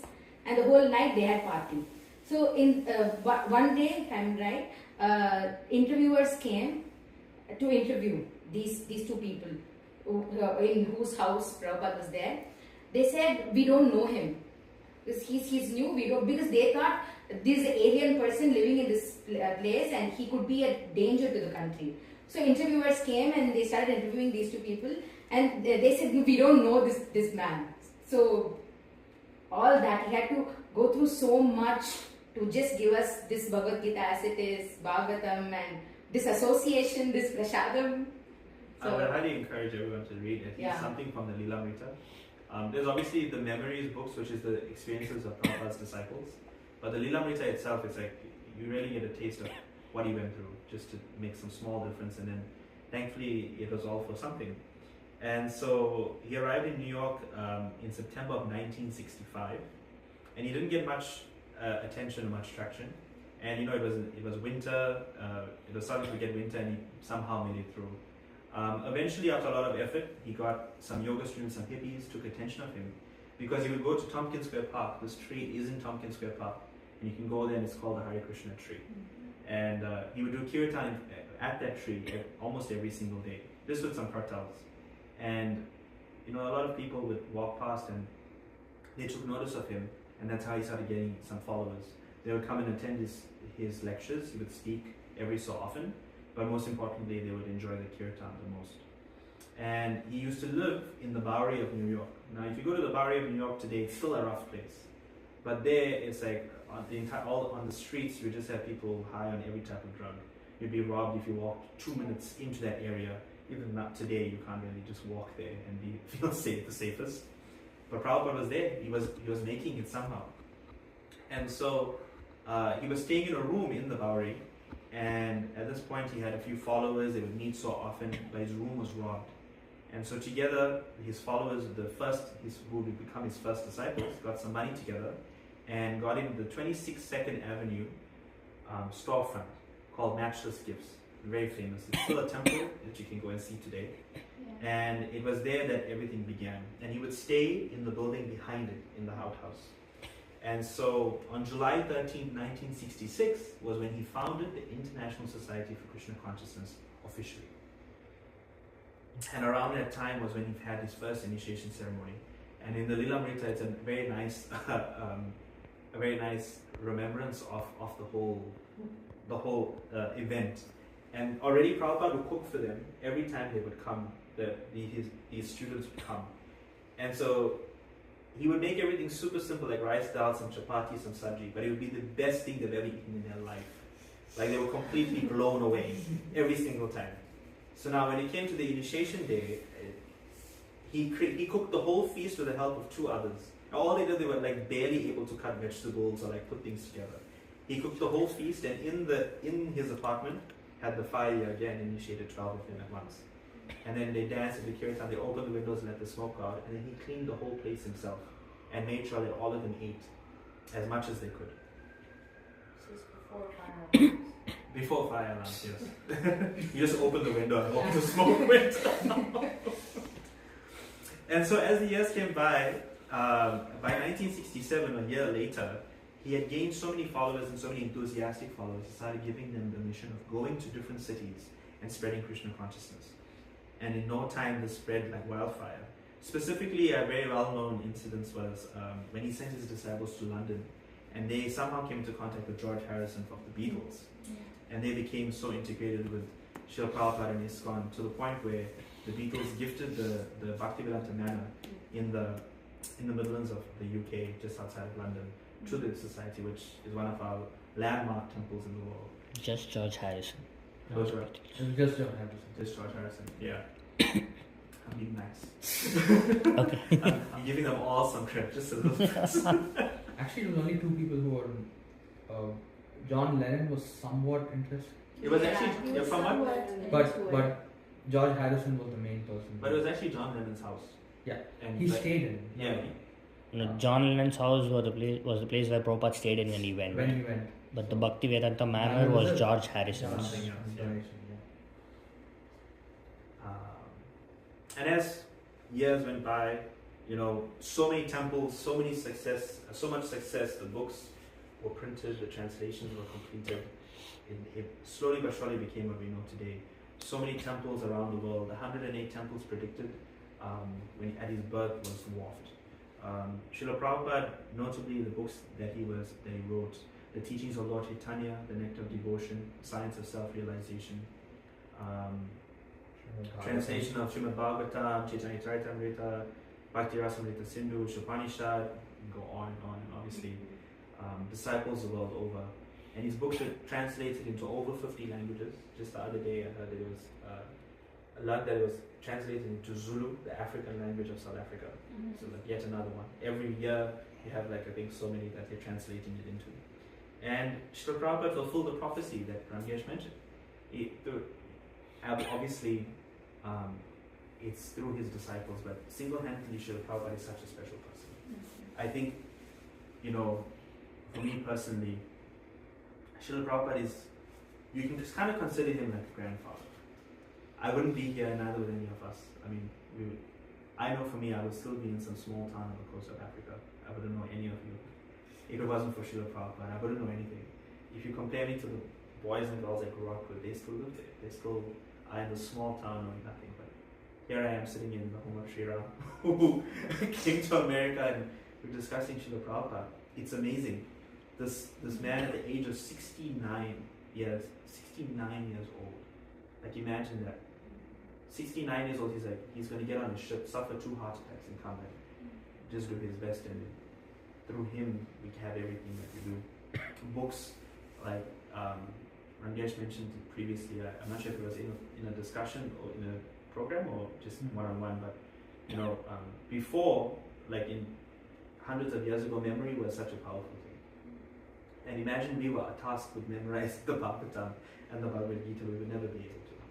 But Srila Prabhupada, through his labor, in the Radha Damodar temple in the previous picture, it would be known that he'd wake up in the early hours of the morning, barely sleep, and just translate non-stop, because his whole goal was he has to translate into English so that the world can know. There's no knowledge of Krishna, the knowledge of the Srimad Bhagavatam. It's just amazing. And he was so dedicated in Vrindavan itself, with everyone speaking Hindi or Bengali. Here he is giving a class in English, just so he can make sure it's coming across the right way. Srila Prabhupada touched the lives of so many, and every single one of us have so much to be grateful to him. And I wanted to take this opportunity to give everyone an opportunity to share some pastimes or some realization or something that you hold dear about Srila Prabhupada. So I have just one or two pastimes to say, but while I'm saying that, think of what you want to say. Just take like 2 or 3 minutes and each one can say it. But Srila Prabhupada really had Krishna with him. And as I mentioned, coming across from the Jaladuta on the ship, 37 days on the ship and having 2 heart attacks with not much medical attention, he still made it somehow. Through the daunting winters of having nobody there, he just made it through. With knowing nobody, having no money, he achieved so much and printed all the books and spread the Krishna conscious movement all over the world. But even as the Krishna conscious movement was expanding so much, there's so many wonderful stories of how Krishna was with him throughout and his disciples. And one of my favorite ones, my dad is a disciple of His Holiness Giriraj Swami. So Giriraj Swami was involved with Srila Prabhupada in the making of the Juhu temple in Mumbai. It's a very famous temple. Probably it's amazing that they're building a new structure attached to it every other year. So, but when they were building it, it was very difficult. Now at that time, Juhu wasn't as, from what I'm understanding, correct me if I'm wrong, it wasn't as upmarket as it is now. But still, the land was very hard to get. It was right by the coast. It was perceived it was going to be of high value. There was a Mr. Nair who owned the land, and somehow, some way, they got the land from Mr. Nair on a deal. Take the land, pay this much, you got it. So they're okay, here's the money. They're coming with American dollars. Here's the money, give us the land. And they begin construction of the temple. Now he was thinking, they're gonna, who is this Prabhupada? He's gonna take the land, he's gonna try to build something, nothing's gonna happen. And so I'll just take the land back because they're gonna default on the payments. But when he realized that Srila Prabhupada he's the real deal. He's gonna come and he's really making a big change in the area, and everyone's becoming so attracted. Mr. Nair decided, okay, I cannot let this happen. I want my land back. And so it became this fight where Mr. Nair wanted the land for the temple back, but the devotees and Prabhupada did not want to let it go. And they had a lot of people within the community of Mumbai and Juhu specifically who were big supporters of the temple. And so Mr. Nair, the former owner of the land, would send hired guns to come and try to kill the devotees at the temple in the night. And so they would be so scared they couldn't continue construction. They'd come and break the machinery, all that kind of stuff. And there's one very nice devotee, Mr. Sethi, would tell his son to bring his rifle, and every single night, and I met Mr. Sethi, unfortunately passed away about 5 to 10 years ago. When I was young, I met him. And this old man, whenever he would see Prabhupada, he's like this big macho guy. But when you see Prabhupada, immediately you pay obeisances. And they were around the same age as well. So it's not normal for someone of the same age to have so much respect for somebody else. But he would sit every night, and Giriraj Swami would sit with him and guard the temple. Mr. Nair caused so much trouble that it came to a point where Prabhupada arrived in Juhu, and it was within the week they had to have the permits ready to build the temple. But Mr. Nair was giving a lot of pushback, bribing authorities, all that kind of stuff. There was one hall, Prabhupada sat in this room, and Mr. Nair sat in this room. And there would be a messenger between the 2 rooms, trying to figure out how to make it happen. And no matter what Prabhupada gave, they wanted money, offered him money, they offered him, we'll buy other land and give it to you next door. No worries, we'll give you. But we have already started, the installation of the deities is coming, the altar is ready, we can't just let it go. And Mr. Nair, he threatened Srila Prabhupada, and it was the first time that he threatened him. He says, if you don't move, by the end of the week, you'll all be dead. The next morning, Mr. Nair woke up dead with scratch marks all over his body. And when they told Prabhupada, they said, Nrsimhadev took care of it. Because the moment you threaten a devotee, that's when you make a mistake. And so that always stood in my mind, like, there's so many instances of it, but Krishna really was what Srila Prabhupada. He really was, he is often said, he's the Senapati Bhakta, the general commander-in-chief. And you can see there's so many, effortlessly just led everybody, and everybody so effortlessly fell at his feet. If you speak to any of his disciples, they'll tell you very wholeheartedly, if they get the opportunity, they'll tell you as much as they can about how they would have done anything for him. So, for me personally, Srila Prabhupada is such a special person. I know I would do anything for him. I know everything in my life is thanks to him. So, yeah, that's my bit. And so, I'd like to give everyone an opportunity at the end of the day to share a little bit. Quickly. Yes. Fast. Rapid fire. Rapid fire. You can take a few So minutes. A few minutes each, but not too long. I'll start by saying that, totally mirror your sentiments, Karthik, about just owing, so much to Prabhupada. It's just like, inconceivable to think like we're here in the West, right? And we're all chanting, Krishna's names. We're all having such wonderful association with each other. Such nice prashadam, we get to do things in our home, like offer deities, bhoga. And I mean, like in the West especially, I feel like that's just unthinkable otherwise, right? So, there's so much gratitude to Prabhupada. One of my favorite things is actually, reading Prabhupada's letter he wrote on the Jaladuta. I don't know if a lot of you have come across it or have read it before, but it's really beautiful to read. It shows Prabhupada's commitment to Krishna and his commitment to his Guru, which I think is something we can all learn from, right, and aspire for. So I pulled it up because I don't want to misquote Prabhupada, but there's some things he says in his letter, that are so touching. I mean, first of all, like he says at one point in this letter, let me pull it up.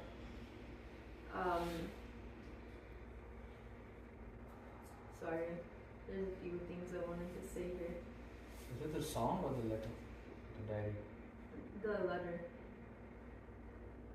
So like one thing here, it says, I wish that you may deliver them. Therefore, if you so desire their deliverance, then only will they be able to understand your message. So, Prabhupada clearly writes how, it's not him, it's Krishna's mercy. The Krishna, if you desire, then, these unfortunate people will be able to understand your message. And he goes on and says, somehow or other, O Lord, you have brought me here to speak about you. Now, my Lord, it is up to you to make me a success or failure as you like. Only by your causeless mercy will my words become pure.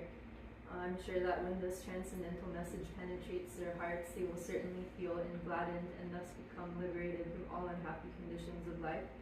And this part is the part that always gets to me the most. Oh Lord, I'm just like a puppet in your hands. So if you have brought me here to dance, then make me dance. Make me dance. Oh Lord, make me dance as you like. I have no devotion.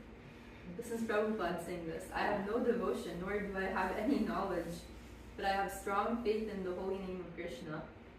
I have been designated as Bhakti Vedanta, and now, if you like, can fulfill the real purport of Bhakti Vedanta. Signed, the most unfortunate, insignificant beggar. A.C. Bhakti Vedanta Swami on board the ship Jaladuta, 1965. Jai. Yeah. Thank you. That was really nice. I think a nice point that I'd like to mention is that Srila Prabhupada, as Mangesh and Sriram mentioned, acharyas, they never take the credit. They always give the credit to their guru. And very nicely here in Atlanta, in which Srila Prabhupada offered such a wonderful arti to Bhakti Siddhanta, the painting behind Srila Prabhupada's deity in the temple. And always gave credit, that whenever anyone tried to give him the credit, he said, no, it's my guru's hard work. It's all his hard work. It's everything that he did, and his guru too. I have done nothing. So, really a important quality.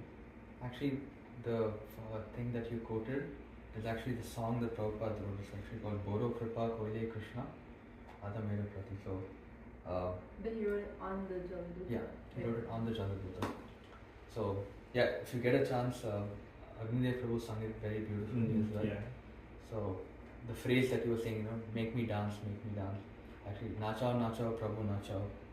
ಮತ್ತೆ Same. ಕಾಷ್ಟೇನ ಪೂತಲಿ ಜತ ನಚಾವಸನೆ. Yeah, beautiful song. Thank you for sharing. If you want to share anything. Yeah, I would love to. Very quickly. So I used to go to, when I moved from India to Canada first, I used to go to ISKCON Toronto, as in when I could, and I stayed 2.5 hours to 3 hours away. So there was always a wish in my heart that, I wish I stayed closer to the temple. And then 8 years later, I moved to New York, and through my pursuit in the arts and acting, I would go to downtown where Bowery is often. And I was at that time also, listening to Jay Shetty. This is 2016. And he would talk, the way he would talk, I had something inside, I didn't know him at that time, but something inside me told me that this man has read the Bhagavad Gita. And I felt a connection there with Jay Shetty. And through, I used to go to Bowery a lot. Also, the music scene now there is amazing. And by the way, I would come home sometimes 11 p.m. to a.m. And it would be great. It would be safe. So Bowery today is beautiful. It's a great music scene and it's safe. But it was after I Jay Shetty, when he moved to New York, I was also auditioning for Netflix and stuff, and him and his wife were creating a show for Netflix at that time. That is the first time I realized that there was actually a Bhakti Center in New York. This is 2017 I'm talking. But before that, I used to go from Long Island to Brooklyn, where the actual big temple was, which was again 3 hours ago. And always in my heart, I would be like, I wish I stayed closer to the temple, And I found out about Bhakti Center through Radhi, who is Jay Shetty's wife. And I used to go, and then I became more regular because it was like at least 1.5 hour only further away. And then about Bowery, I heard, this is what I've heard, and I forget the source where it came from, but I was attracted to Bowery because of its music scene. But the reason why I've heard Srila Prabhupada chose Bowery back in that 70s and 80s was it was riddled with crime, poverty, drugs, you name it. It was riddled with it. And somebody asked him, why have you chosen this place and not some other place? And he said, I'm not choosing this place. This place, from just the way it is, it's the perfect place for me to start serving and to start service. And that is how I think he chose Bowery, from what I've heard. And I'm not sure, but that's what I've heard. Nice. Yeah, so that's my little connection to Prabhupada. That reminds me of how, Lord Nityananda would say, I want to choose the most unfortunate souls. Right. Of course, the most pious folks they can learn too, but the most unfortunate souls are the ones I want to go after and, help. Yeah, so similar mood. Nice. Yeah. My interaction and association with Prabhupada is through his literature, through his books. I always had this curiosity growing up about what is the purpose of life in general. I mean, everyone's behind money, everyone's going after education, and then people are earning, then after that, what? We are meant to die a certain date, right? Whichever day it be. And I got association with a couple of devotees, and then I started reading Prabhupada's books.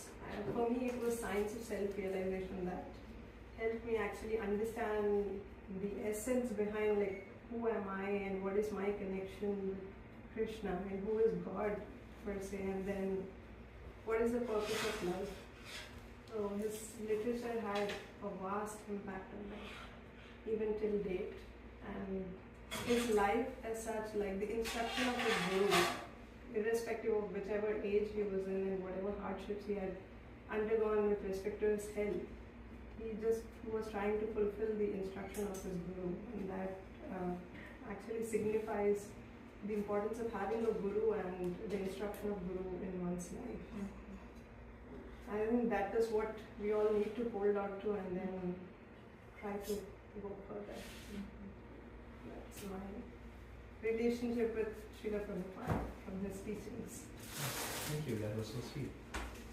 Yeah, that book, I think that book a lot of people, it hits a lot of people pretty well. So. SSR is the stuff. Yeah, one of the most important ones, I think. It always tells on book distribution. If you have that, that's okay. That's all you kind of need. So, nice. It'll be nice to read that again. Okay.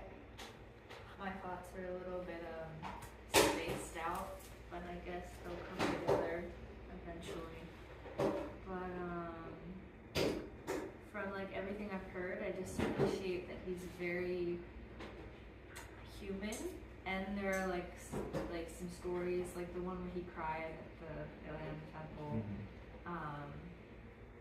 And just like sometimes where he like shows emotion, where I think I appreciate that it is so well documented in the sense that it keeps it human, I think, because like as time goes on, I think like it becomes very impersonal when you like read about certain people, and so I just appreciate that people keep the memory very alive, because it's like, oh, this person, you know, like he did all these great things, but, and you know what Shriram was saying about like I don't know what it was called, but the two types of people, like there's people that have been here.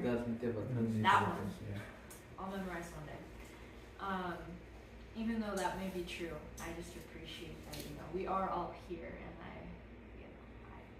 I'm an emotional person. So while I have this like craving for spirituality, it's good to see that like even in like service and day-to-day things, like your emotions are valid kind of thing. And then I just there's been so much of like the word guru in my mind lately, and like people talking about it at odd times. There's like a teacher, and my friend, she was like, okay, so I've graduated and now I'm at this stage where it's like, oh, it's like on me, like I have to make all the decisions now, there's no plan, right? And I think like, I guess that's why a guru is so important in a sense of like, I think there's this craving of like, please tell me what to do. Please tell me. I don't know. So I appreciate him as a guru and a teacher for so many, and passing down a lot of tools in English for you to like make a plan and like figure out how to make one. So yeah, that's my piece. So I'll talk about a quick background. So this was about 1972-73. Prabhupada had already been in the US for 6-7 years. A lot of disciples, a lot of temples. The movement is already very big. And then the BPT has already been established. They're already printing Dr. Godhead, Bhagavad Gita as it is, Srimad Bhagavatam. Everything is going on. So Prabhupada calls his disciples, the people who run the BPT, and then he tells them, okay, I think now it's time to publish Chaitanya Charitamrita. Right? So Prabhupada has all the tapes. So basically what he does is in the middle of the night or whenever he gets chance, he just talks into a microphone, it gets recorded, and then people transcribe that, and that's how we got all the purports for all the books. So he has basically recorded all the purports for Chaitanya Charitamrita, and then he goes to his BBT team, and it's a 9-volume book. I don't know if you've seen Chaitanya Charitamrita. That's 9 books. Like Srimad Bhagavatam is 12 books. Chaitanya Charitamrita 12 books? 18 books, 12 volumes. Chaitanya Charitamrita is 9 books, right? 9 volumes. And then he asks his BBT leader, in the normal publishing world, something like this in the 1970s, where there was no digital publishing, would take about 2 years, right? But Prabhupada was always like very urgent. He wanted everything done right away, like as fast as possible. So his disciples knew that, and then Prabhupada says, asks his BBT leader, okay, I've given you all the tapes and everything, when can you get this published? And then the BBT leader, he thought he was being like very, very, very like aggressive in terms of the timeline, and he said, Prabhupada, normally this would take 2 years in the normal publishing world, but I think we can do it in 18 months. Right? So Prabhupada looks at him, door is open. Yeah, it's open. Yeah. Come in, Soumya, door is open. Hey, how you doing? Oh, wow, wow. Right here.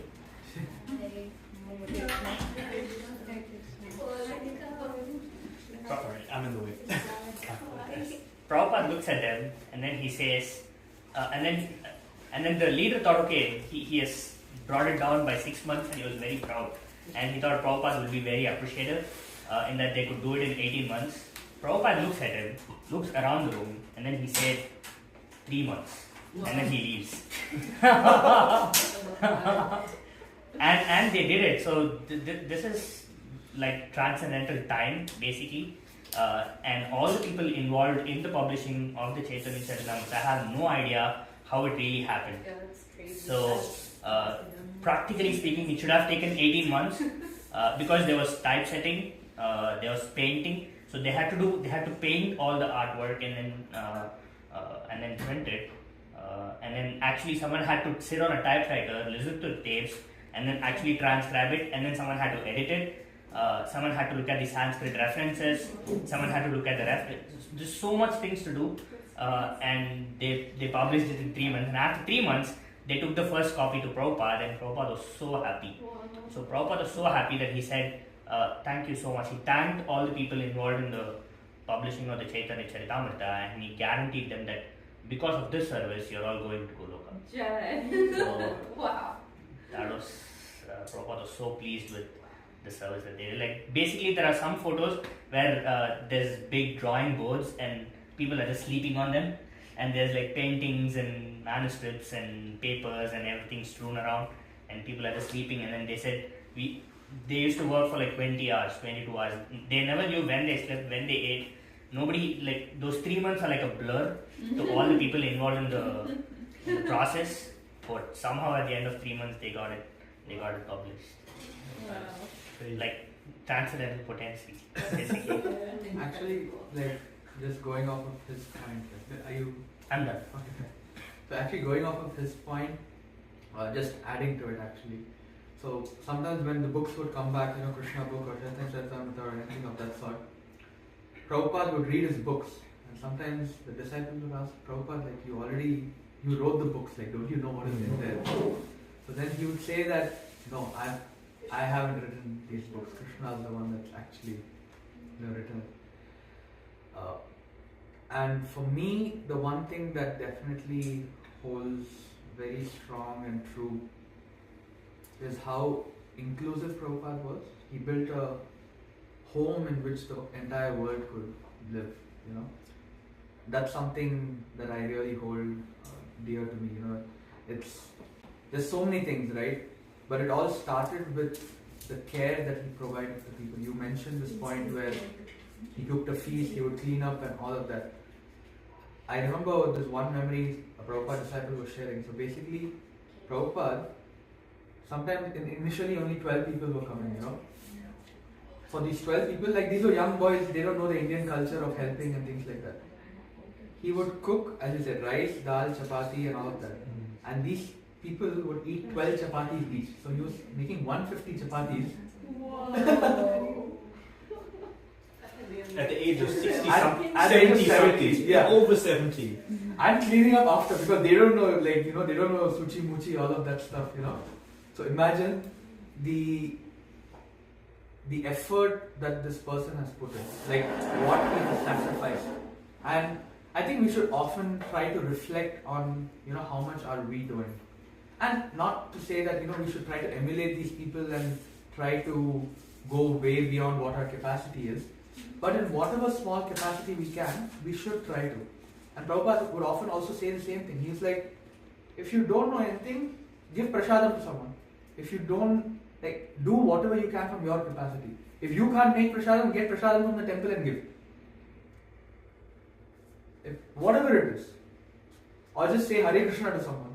Like even the smallest thing, sometimes we look at all these examples of exalted people who are doing great things, but we don't always have to do that, Like we can do whatever we can from our capacity, and that will eventually lead us to build more and more spiritual credits. And this is something I've learned. Even Prabhupada, like he was mentioning the Leelamrita, right? What you see in the last 12 years is the result of the 30 years of effort before that. And the Leelamrita, the first book, is all about all the struggles. Some of the stories, like I was reading it and you would have tears in your eyes, and I have goosebumps just like talking about it. Like he was sometimes trying to distribute, his Back to Godhead magazines, and 50 plus and stuff, and he would faint on the road in Delhi because of the summer heat. Just imagine, an old man lying on the street. Like we see all the glitz and glory after he came to the US. Even then it was difficult because he had to wade through a lot of things. Very human. Yeah, but imagine the difficulties that this person has gone through, and what are we doing?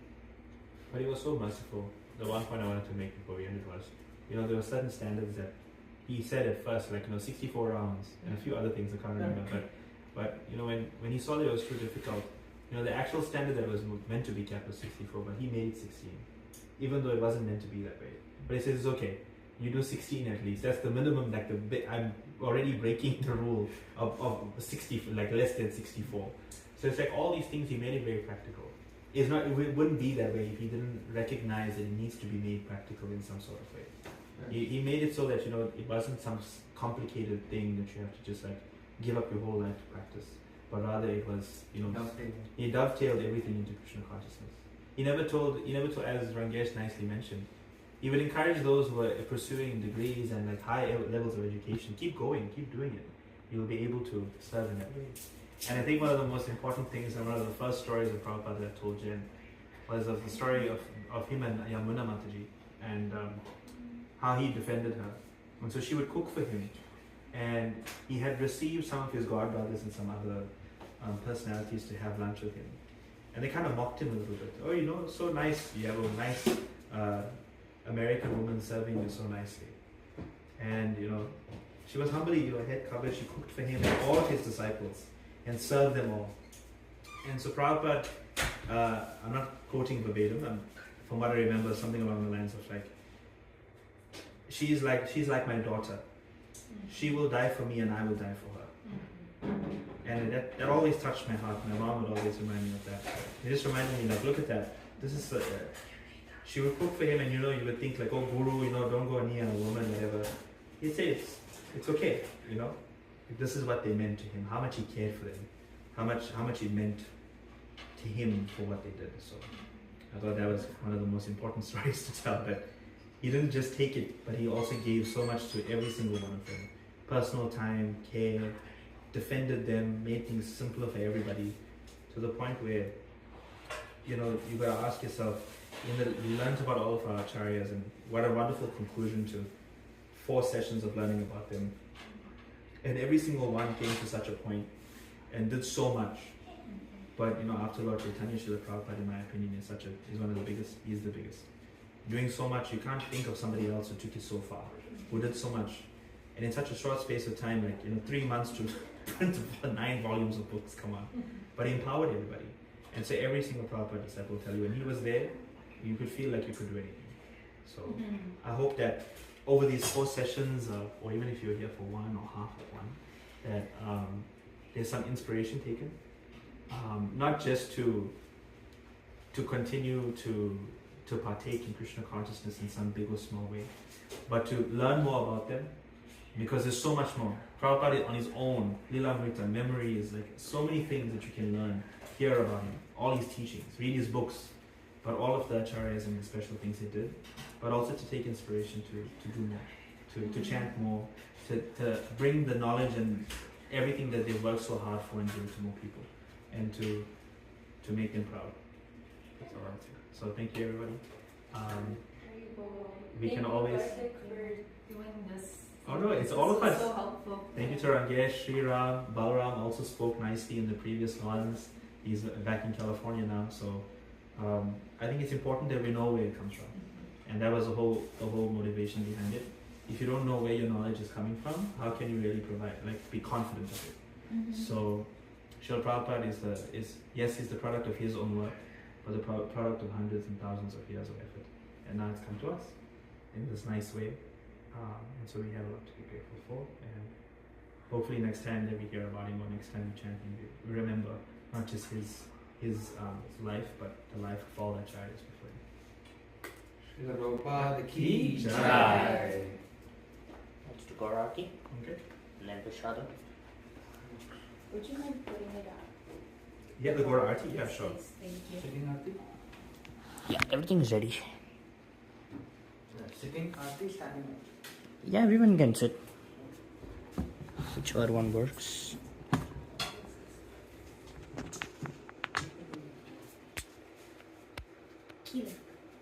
I think everyone. Yeah.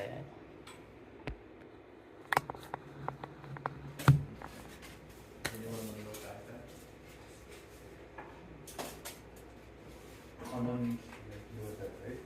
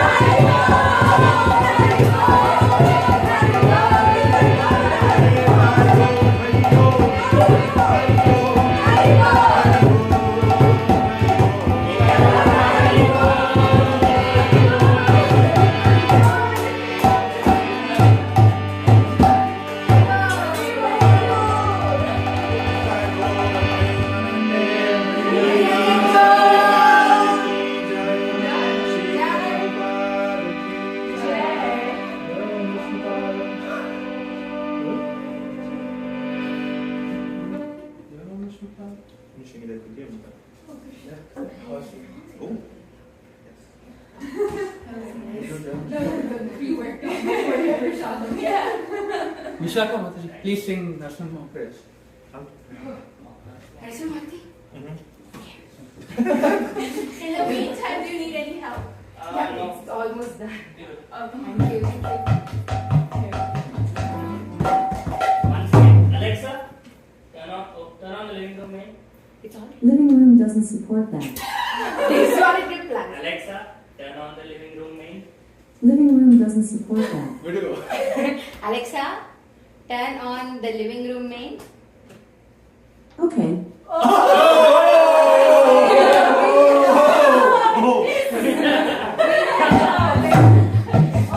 You got the receipt for what you did to Balram. She knows where to take yours. What did I do to Balram? Anyway, maybe. Yeah. Namaste Narasimhaya. Namaste Narasimhaya. Namaste Narasimhaya. Namaste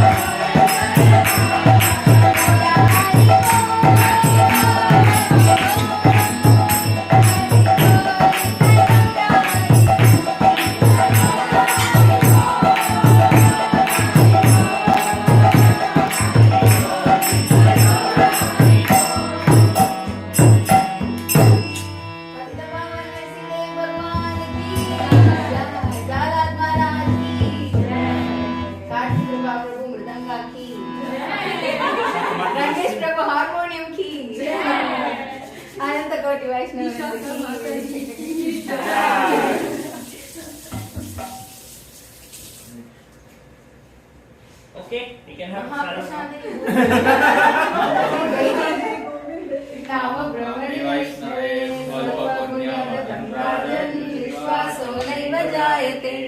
शरीरा विद्याजाल जैतेन्द्रियता जीवे फले विशेषावरे तारामति जेत्वादि लोकमाय सर्वति ताके जेता कठिन संसारे कृष्ण वडलोयमाय कोई मरि कित्वाजाल स्वप्रसादन्न विलोभाय से अन्नामृत पाओ राधा कृष्ण गुण गाओ प्रेमिता को चैतन्य निताय जय निमाय जय निताय महाप्रसादम की जय. So it is self-serve and don't think there will be this much power. There's lots and lots more coming. Yeah. And it's only... Please have more prasadam. Cake sponsored and done by our very beloved Shubham Mataji. So Shubham Mataji cake ki jai. Okay, this is not stopping.